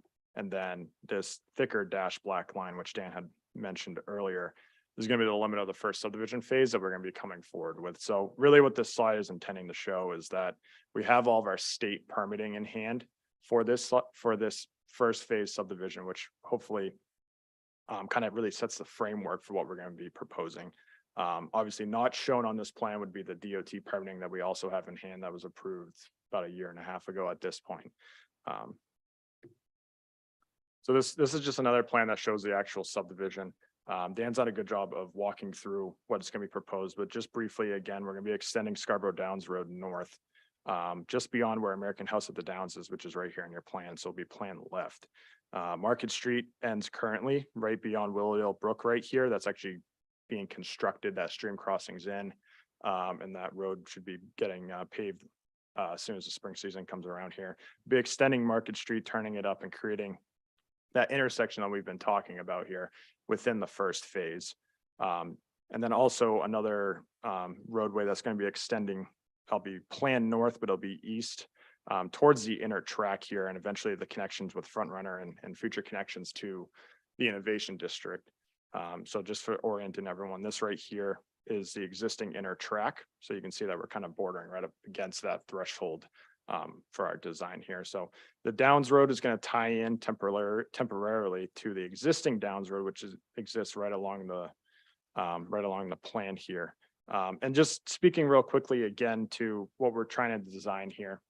I know you've heard a lot about it tonight, but what we're really trying to balance is capacity and congestion in a safe manner. So we're not shying away from congestion, but we want to make sure there's enough capacity to get everyone through the project in a really safe manner, and also really focus on the pedestrian amenities and the pedestrian crossings along this intersection. So think back to the other transportation slide that showed all the different arrows that were in your packets that kind of show the way traffic can be alleviated through the intersection and through the project while creating a great central pavilion hub pedestrian accommodation zone. And this slide right here is just showing kind of our compliance with our stormwater. So again, like I mentioned, we do have our state permits in hand. So when we think about designing and presenting the subdivision, we really have stormwater as almost an existing condition. We have it designed, we have the location approved, we have the hydrology determined. So the gravel wetland here being proposed is closest to Willowdale here. As you're coming up Downs Road, it'll be on your left. It's a large gravel wetland. It's going to be very similar to some of the other gravel wetlands that have been approved in previous phases. And it's located here really for elevation relief and for hydraulic grade line purposes. And as well, in the first phase will be a grass under drain soil filter that will be taking one of these lots down here also by Willowdale. So this stormwater infrastructure is set up for future phases as well.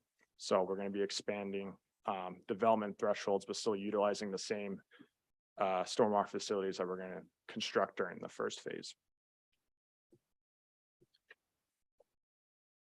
I'm going to pass back to Dan here. Okay.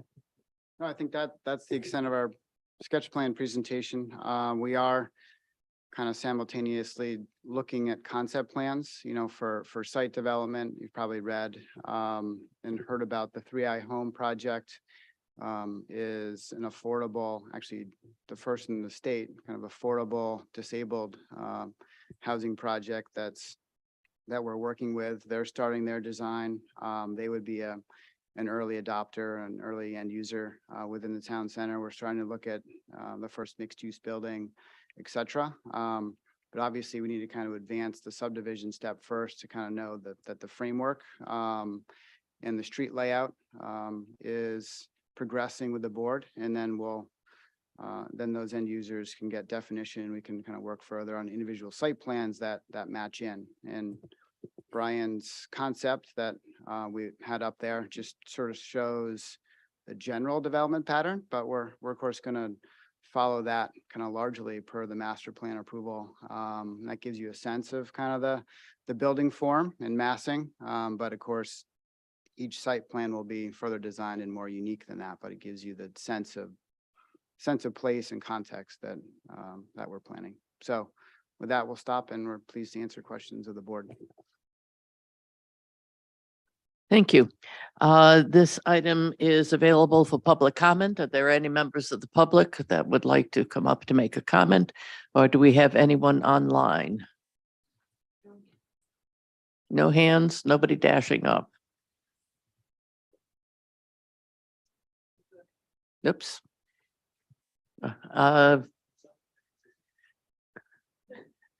Whoever is out there, if you can admit them. Just as a reminder for folks, give your name and address, and you have 3 minutes.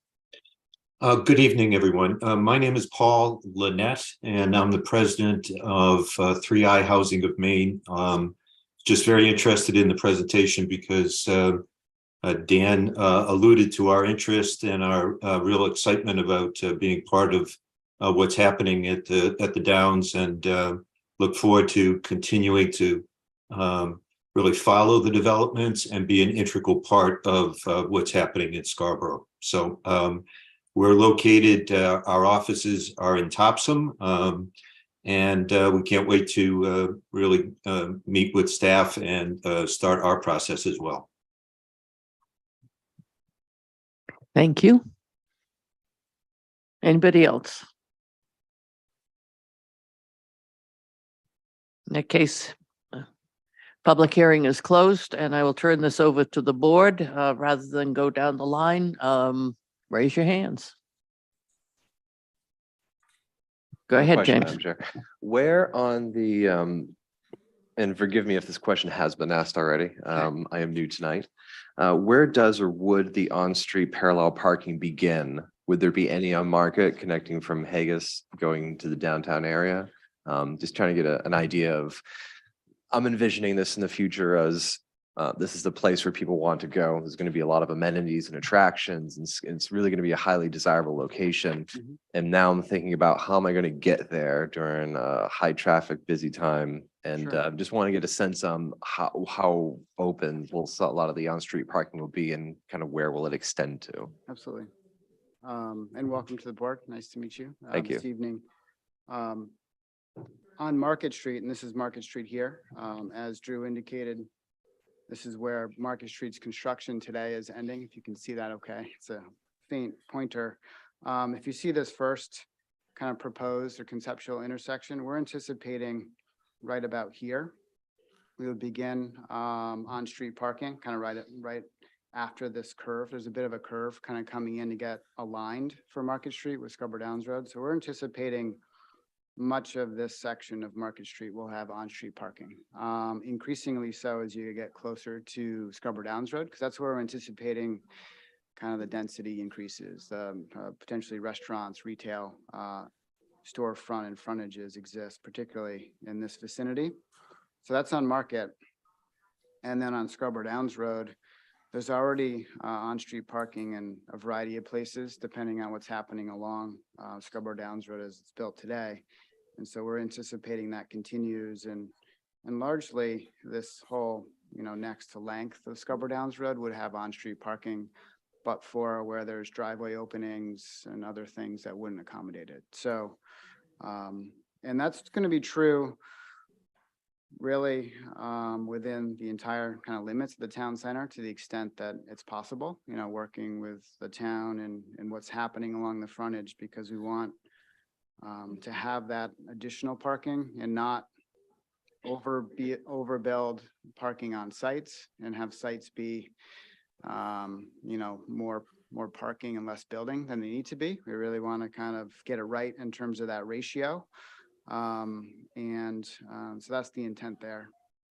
Great, thank you. I guess as this is developed and pushed forward, was it possible to maybe see just a small, and when this gets to that point, but just a quantity of, in this phase, we have this is the number of on-street parking spaces that we have for just a standard vehicle.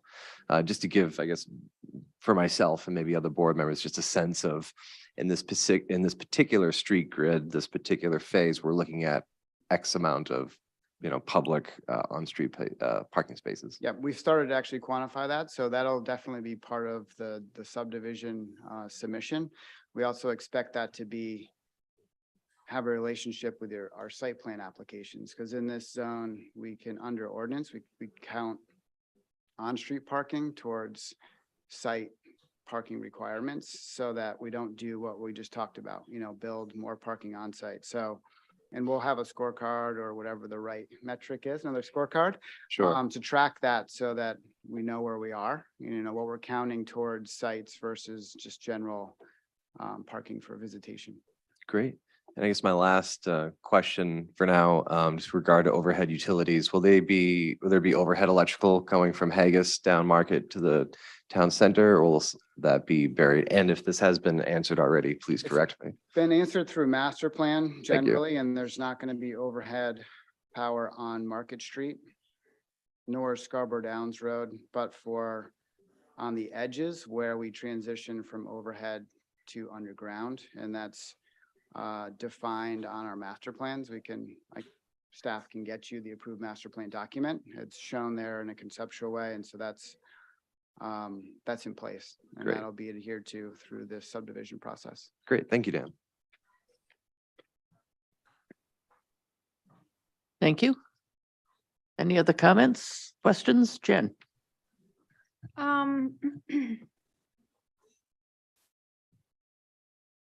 I really appreciated the case study examples. I think that's really helpful. And I know that there's a wide variety of those to choose from. And so I just think it's helpful to have some examples like that for us to refer to, particularly those that are close to home.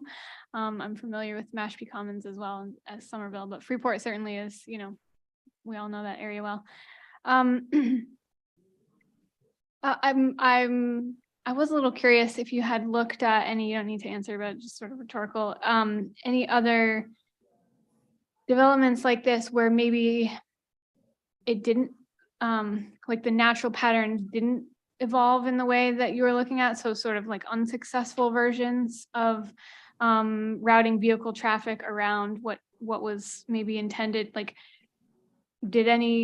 are there any developments that you came across where they have a traffic problem in the middle because ring roads aren't being used or something like that? And I ask that because through your narrative material and much of the material that we've seen to date so far, including this graphic, I hear what you're saying. You're saying this is going to be a pedestrian dense area, and that you don't want a lot of vehicle traffic to go through it. And I understand very well, that there are ways to do that. But what just keeps jumping out off the page at me is this literal straight line, knowing that it ultimately connects from Route 1 to, out to Payne Road, or even as a shortcut to Higas Parkway. And so one of the questions I wrote down, I know it's not possible, but just sort of thinking out loud, you know, I wonder if there's a way to, or how you will work around establishing the shift from the vehicular patterns that are going to be inevitable, because you're going to build, what I'm hearing you say is you're going to build the connection from Market Street through the Scarborough Downs intersection to the right, if you will, out to Scarborough Downs Road. So vehicles, all your construction traffic, anyone living in the residential areas, this is going to be their vehicular pattern right off the bat, until some of this placemaking and these other features that you're talking about are built in. And so I'm just, I'm concerned, not in like a doubtful way, but I'm just, you know, that I feel like patterns like that can be very hard to break once people have established the way that feels fastest for them. And I recognize that that's not always really the case. And actually, Commercial Street in Portland is an example that jumps out at me as sort of like a bad example of this, right? Like we've all been to Commercial Street, and it's very congested from pretty much all modes from one end to the other, because it's a place to go, and it's also a through road. So that's kind of that's the context of my comment there. So good luck to you. Another question, you have only ever shown, so you keep talking very clearly about this one intersection as being, I wrote down the literal heart of this entire development. That's kind of how it strikes me. But continuing to show it as this three-way 90-degree intersection. And so understanding that we haven't seen finalized plans yet, obviously, I'm just curious if that is the plan to stick with that sort of alignment, or if there is anything being built in here. I'm thinking particularly of right-of-way spacing, such that you could do some sort of circular treatment here, or a wider sidewalks, or wider something, either initially or down the road, in order to really reinforce a lot of the other activities that you're talking about, placemaking, slower traffic, more foot traffic, that type of thing. Sure, I can speak to both of your comments, and we'll work on, you know, advancing and responding to the comments in more detail. I think Tool and Brian, for that matter, probably can think of some unsuccessful places, just as much as we can successful, but I'll task them to kind of come up with that list. But we are thinking a lot about the threshold coming into town center. We talked about that at master plan. We're already looking at measures that provide some cranks in the street. It's not that evident on this plan, but there's going to be a fairly pronounced kind of crank, if you will, in the street alignment as you enter town center. There's going to be threshold with traffic calming measures that we'll review in detail with the board that really neck down the street. And I'm going to let Brian speak a little bit to kind of that central segment, or that kind of heart segment of the Downs Road. But in terms of a circle, if you're thinking about a roundabout, we're like shying far away from a roundabout because of its lack of kind of pedestrian accommodation, and kind of really want to focus on a three-way intersection because of some of the advantages it has, like a more common geometry three-way intersection. But I think, Brian, you can speak to kind of sidewalk width and character to. Sure. Great comments. Thanks. I think the 90-degree turns really do have the intent of slowing traffic and making the movement of vehicles through that space more deliberate, if anything. And yes, it is slower, but that's what we want. So I think when we think about these intersections, it will read And some of the diagrams, I think you can see it, it'll read like there's a street pattern that's 90 degrees, but the intersection itself visually is, is a much broader sort of space. And you can see that when we think about the intersection, it's a pedestrian intersection as much as vehicular. So that sort of blue box actually in this instance is sort of covering the edges of buildings. Those are part of the intersection. They're going into the green spaces. That's part of it. When we think about this, we want the cars to come into this space and feel like they belong, but not as much as people. And so I think to your earlier comment about existing patterns that people get used to, I think you're going to find people that want to drive through here to experience that space from their car, knowing it's going to be slower. Parallel parking, people all over the place, that's fine. But I think you'll find that people that have intent or desire to get from point A to B more quickly, they will immediately abandon their old habits very, very quickly if it's slower. So I think we're also looking at along that 5 section on either side, you know, what is the width of the sidewalk to promote, you know, active use of the retail, allow for bench seating and street lighting and street trees. And so we're paying really, really close attention, not only to the dimensionality of that to make sure that retail is successful, but we don't want these buildings too far apart from each other. And you can look at examples all over the country where if building spacing is not carefully managed as part of that experience, it becomes awful. It can be too small or too big very, very quickly. So we're paying a lot of attention to sort of the massing and the scale of the buildings relative to these street corridors and what that experience feels like. All of this is kind of developing as we go, and we're working with Dan and everybody else to make sure that these individual parcels are contributing to sort of the holistic experience we're trying to get, but also are very sort of detailed in their own right. So I don't know if that was answering your question. Yep. Great. I had also noted, actually, it's funny that you talk about people wanting to drive through here, because I wrote, you know, how can we presumably your on-street parking is going to be full, you know, most times or during events or what have you. And so, like, you know, you'll have an element, I assume you'll have an element of through traffic and probably an element of destination traffic. Oh, we're going to the town center, therefore we're going to drive into the middle of it. But also, you know, circulating traffic, like people, this is a problem in Portland too, where, you know, everyone wants to park as close as they possibly can to where they're going. And so this actually creates its own traffic problem.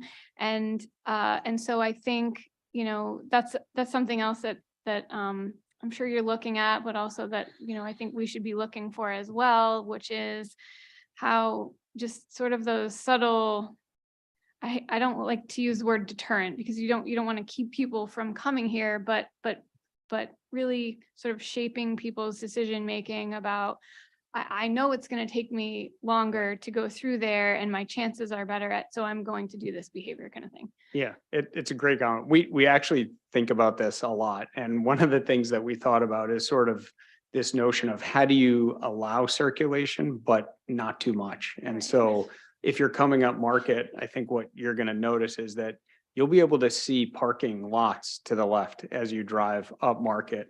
Then you can experience parallel parking along Market. And let's say eventually you go left at Market Street, you're going to have more parallel parking. If you don't find parking in any of those spaces, your next left turn will take you back into that larger parking lot. So you're not going to go through that parking lot and back out to the street again. So we're sort of thinking about these loops and how they work with it. I think there's going to be a certain number of people who will just go right to the open lot and walk.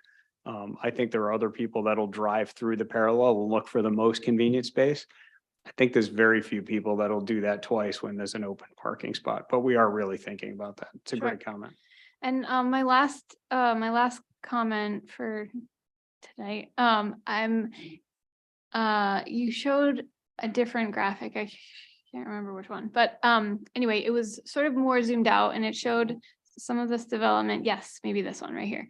And so I was just curious how my initial thought at this snippet of graphic, which I know I've seen before because it's from the master plan, but was that this actually seems a little bit disconnected from some of the residential areas, generally by the parking lot on to the right-hand side.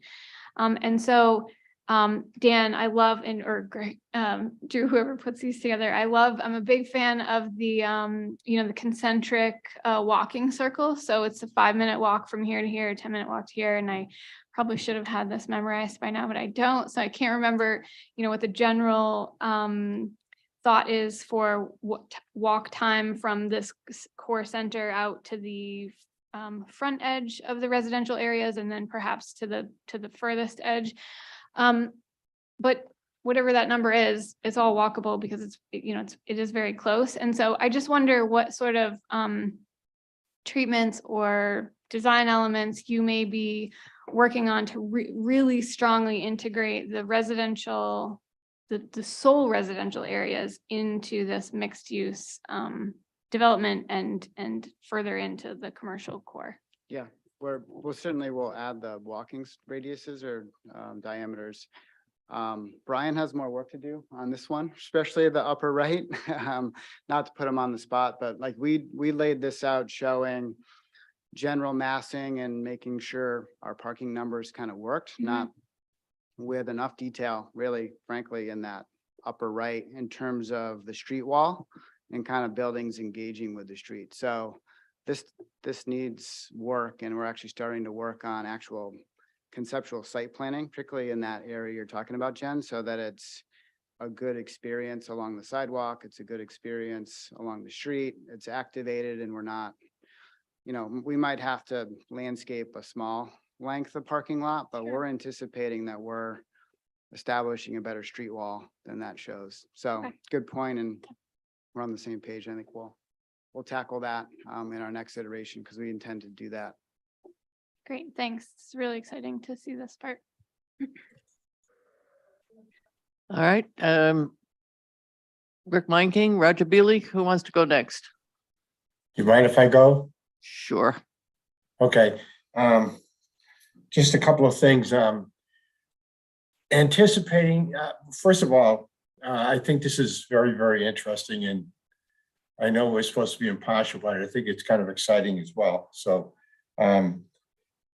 anticipating that this is extremely successful, and I know you do have surface parking, have you given any consideration to, if this is wildly popular, some sort of a parking garage anywhere? We're planning for it in, I don't know what phase to call it, Roger, but future phases. We've looked at potential locations that perhaps start as a surface lot, really more like if you think of a lot of villages, Freeport might be a decent example. There's often like the public lot, or like there's a municipal lot that's not unique to an end user or particular site.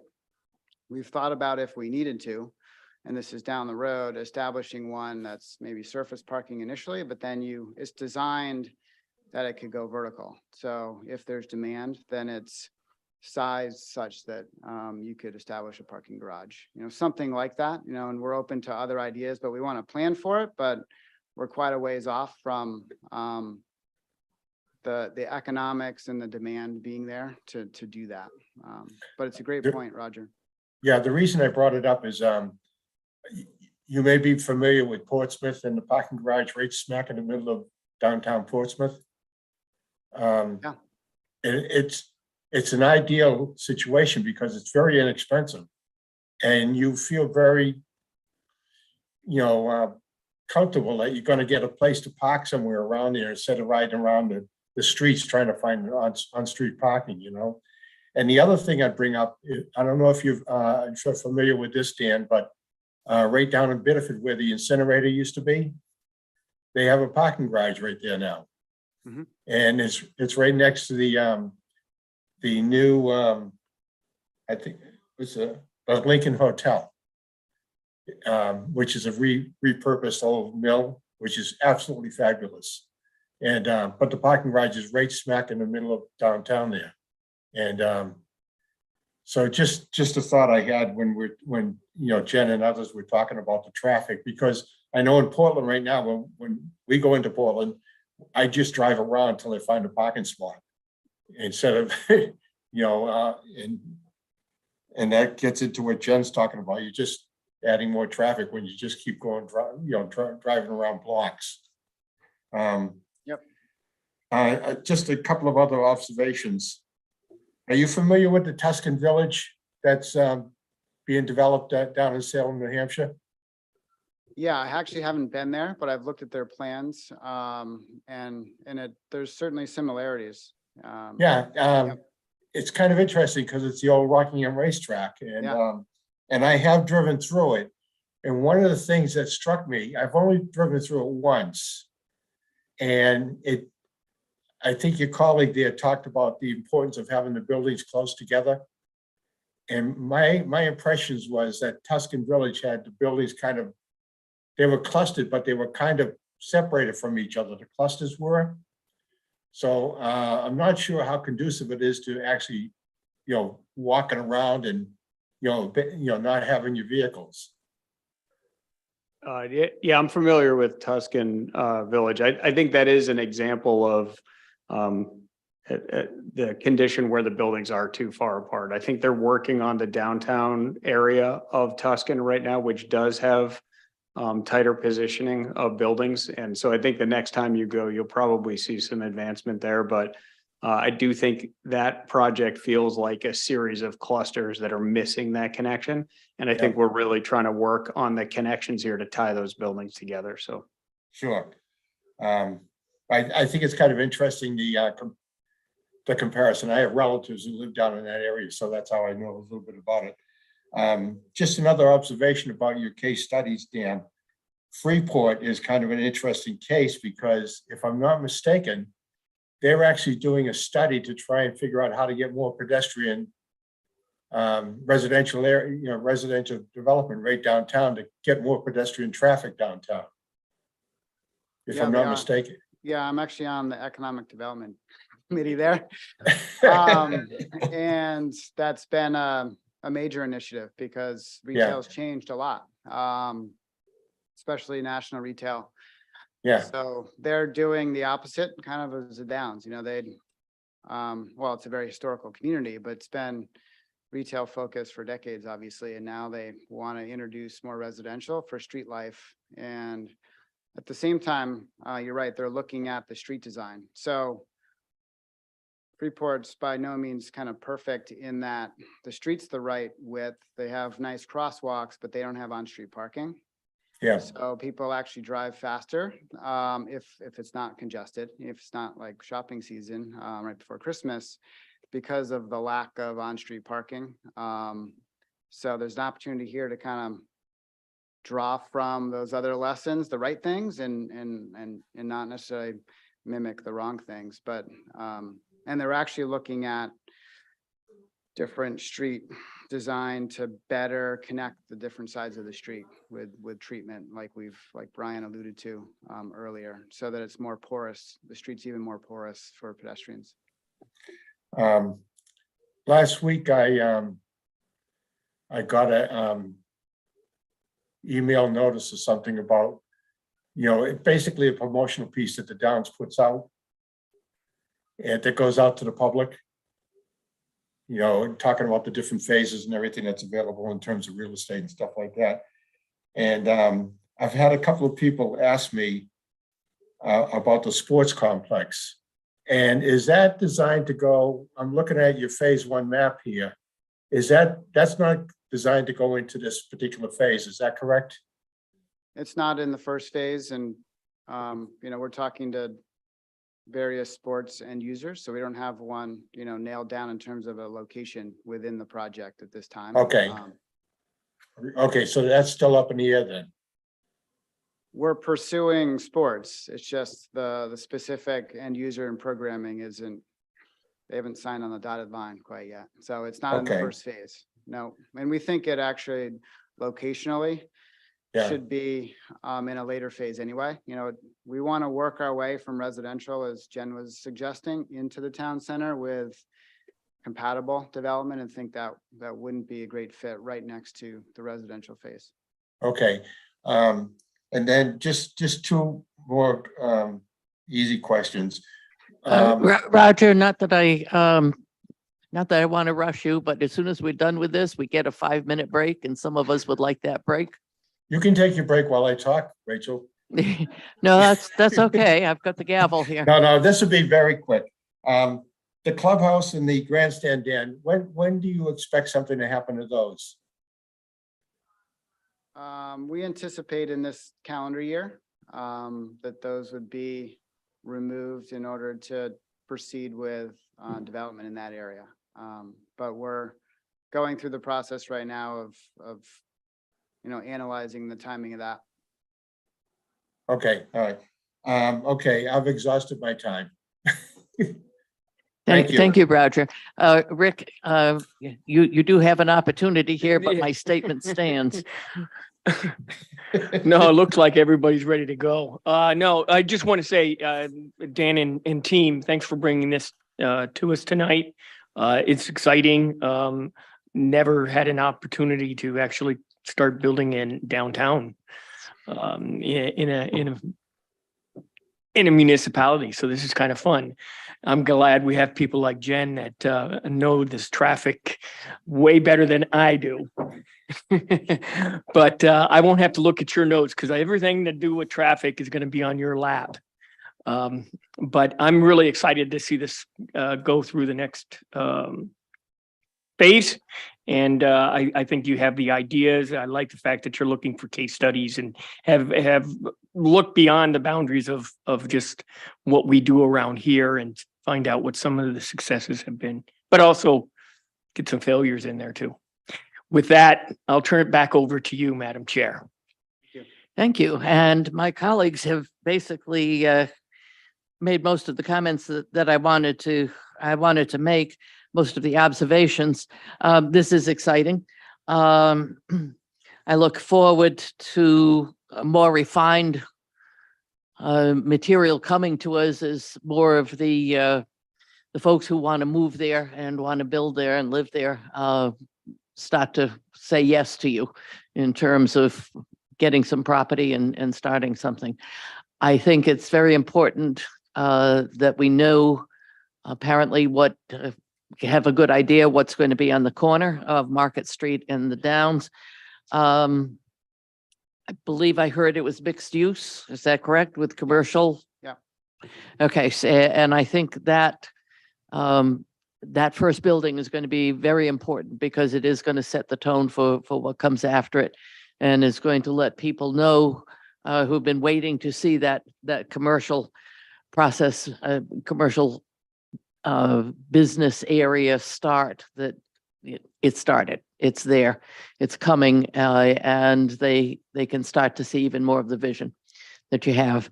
So I appreciate that. Thank you very much, and we are adjourned for 5 minutes. Thank you very much.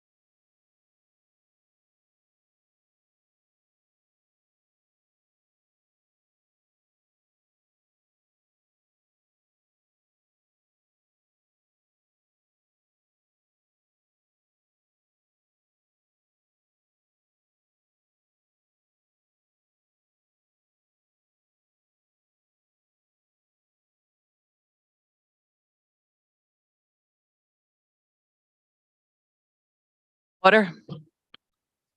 Next item on the agenda, number 10, None Such Development LLC requests review of the fourth amended Mitchell Hill Heights subdivision. The proposal would further subdivide Lot 50 of the approved subdivision into 5 additional lots along Martell Way. The property is further identified as Assessors Map R09, Lot 650. For the town, please. Thank you. So None Such Development is in front of the planning board with the fourth amended subdivision to Mitchell Hill Heights for a division of lot 650.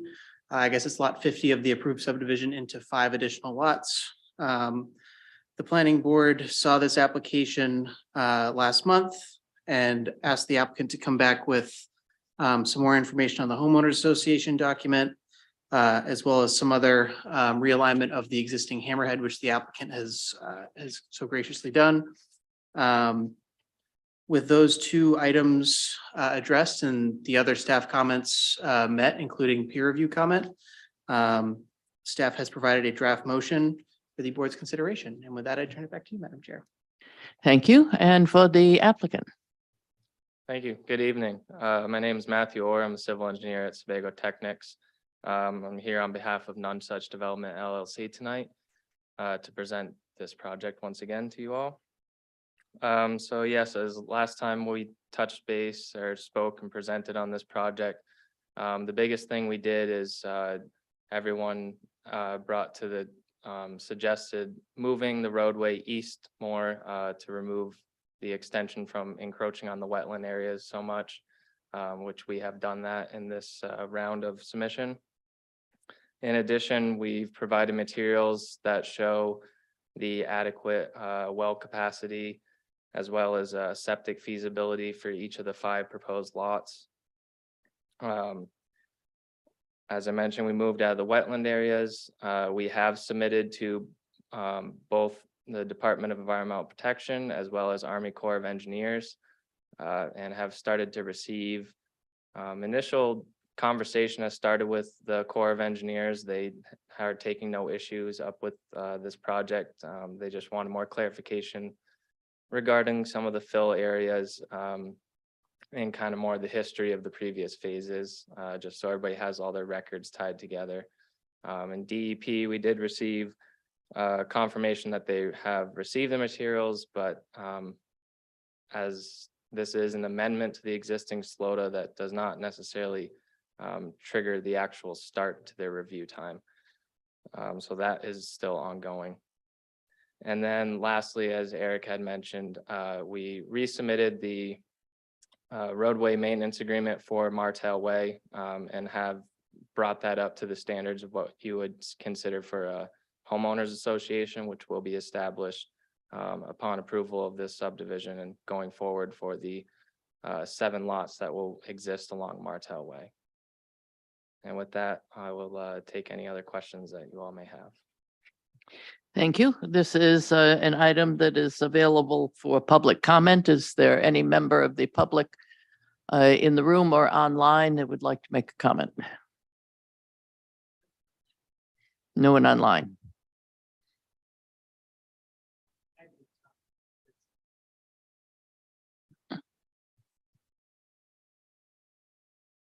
State your name and address, 3 minutes. Wallace Spengler, 233 Holmes Road. I'm the abutter, so I have some interest in this. The new revised road maintenance agreement, I had my attorney look through it and she told me I was okay to sign it because there's not much in there that I'm responsible for. So I just didn't feel that having maintenance of the stormwater retentions and stuff belonged in a road maintenance agreement, but she said not to worry about it. So I'm prepared to sign it. The other thing is where there's going to be a public access path, I'm okay with where it is, but some people like going through the woods. So I'm planning to have my own private trail through the woods in addition to the public right of way, so people can have a choice of which way they want to go. So that's the end of it. Thank you very much. Turn this over to the board. Whoever wishes to go first.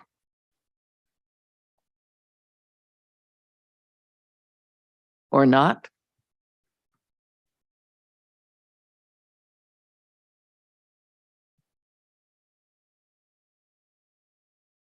Roger, you all set?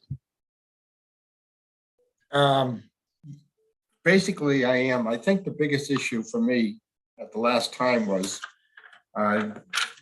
this, were these lots within the proper zoning, which turned out they were.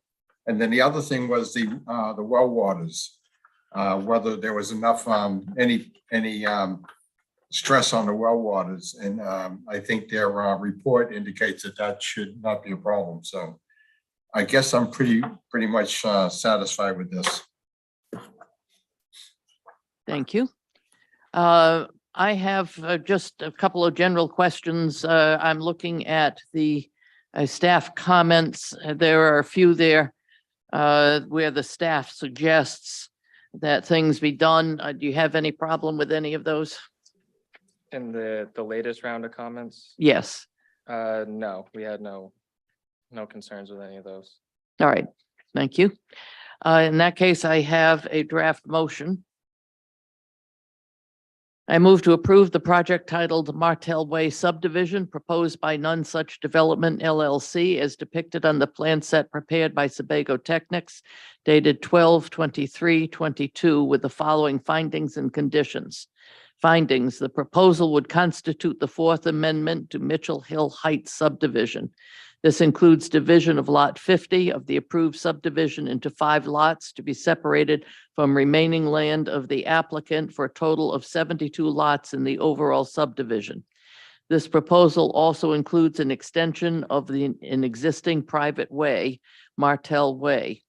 Waivers: 1, section HI 4G of the zoning ordinance to waive standards of the street acceptance ordinance. Conditions: prior to the issuance of a building permit for the addition, the applicant shall A, address the comments identified in the staff memo dated 1/9/23, B, address the comments identified in Traffic Solutions memo 12/27/22, C, provide amended Maine DEP Site Law and Natural Resource Protection Act permits, D, pay the traffic impact fees, total $2,879.90. Payne Road, Zone 1, $298.86. Payne Road, Zone 2, $584.84. Payne Road, Zone 3, $1,996.20. This shall be reviewed by the Planning Department. 2, prior to issuance of a certificate of occupancy for any of the 5 newly created lots, the applicant shall A, provide the recorded maintenance and HOA agreement. B, submit evidence in the form of a letter or plan prepared and stamped by a professional engineer who either prepared the post-construction stormwater management plan and its associated facilities, or supervised the plan and facilities construction and implementation. The letter or plan shall certify that the stormwater management facilities have been installed in accordance with the approved post-construction stormwater management plan and that they will function as intended by said plan. This shall be reviewed by the Planning Department. 3, a stormwater maintenance agreement in accordance with Chapter 419 of the town's ordinances will be required. This will need to be provided to the Planning Department for review prior to release of the signed subdivision plan. The stormwater maintenance agreement must be signed by all parties and recorded at the Cumberland County Registry of Deeds prior to issuance of a building permit. 4, prior to the start of construction, a pre-construction meeting is required. The meeting shall include appropriate town staff, the developer, and their site contractor, and is to be coordinated through the planning department. All plan modifications are to be completed prior to the scheduling of the pre-construction meeting. Is there a second? Second. Seconded by Jen Ladd. Any other questions or comments from the board? Doreen, call the roll, please. Roger Bailey, Yes. Rachel Henriksen. Yes. Jennifer Ladd, Yes. Rick Monking, Yes. and James Hebert. Yes. Thank you very much. The project passes. Thank you.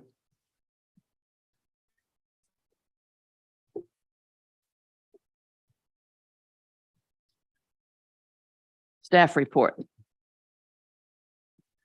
Not much for this staff report. The next meeting will be January 30th. So we get to meet twice in this month. So we'll look forward to seeing you towards the end of the month. We updated the board at the last meeting on this, but the Sustainability Committee will be considering zoning ordinance amendment to support fuel cell development. Autumn's been working on that and actually sent something out to Jamie earlier today for consideration. So hopefully that'll be back in front of the Sustainability Committee at their next meeting. The election of officers will be at the January 30th meeting. And other than that, I don't have anything else unless Autumn or Angela do. I was just gonna mention that with the long range planning committee, we started working on our commercial design standards. And I suspect that that will take some time, but I am going to forward you all a presentation that I gave to that, just to let you know about the framework that we plan to use moving forward. And I will also forward you a presentation I gave to town council the other evening about the comp plan and how that relates to all the boards and commissions, just for some information. Thank you. Minor development reviews. None at this time. Correspondence. None. Planning board comments. I will start off by saying I'm very happy to be returning to the board for my third term. The board does have term limits, so this current term would be my final, but I really appreciate the opportunity to work with you all and to work with the town of Scarborough and its citizens. I want to emphasize what Autumn said about a review of the commercial design standards. If I'm just going to make an offer that she's just going to be so thrilled with. If there is anything in the commercial design standards that has bugged you crazy over the past several years that you would like to have the Long Range Planning Committee or the Planning Department take a look at, now is the time. I have already put in my marker for somebody to explain to me what a New England vernacular actually means.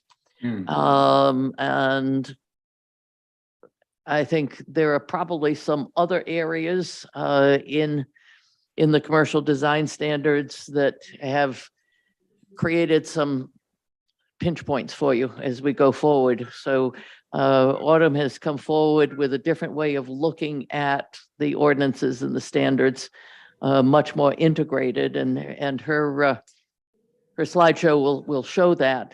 But this is also your opportunity to say, you know, section such and such of the standards, I don't understand. I think they're outmoded.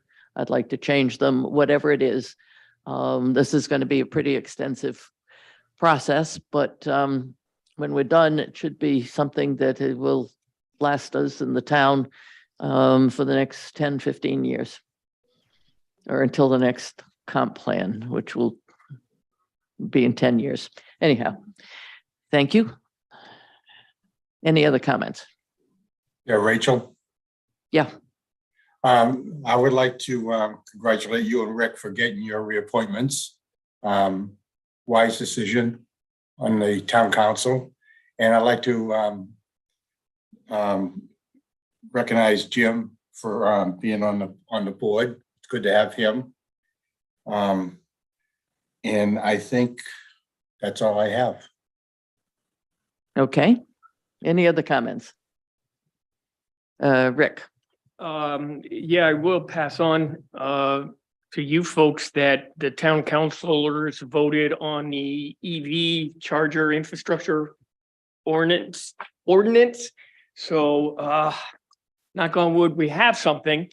Everything starts out as good intentions, and then you hear things and you learn things. And, I look at these ordinances as always a work in progress where, as times change, technology change, we have to be nimble enough to do that. But it's real satisfying to know that Scarborough is out there now trying to develop a smart approach to our EV infrastructure. So I'd like to thank the planning department for the help that you provided in getting that through. It took a while, but we got it.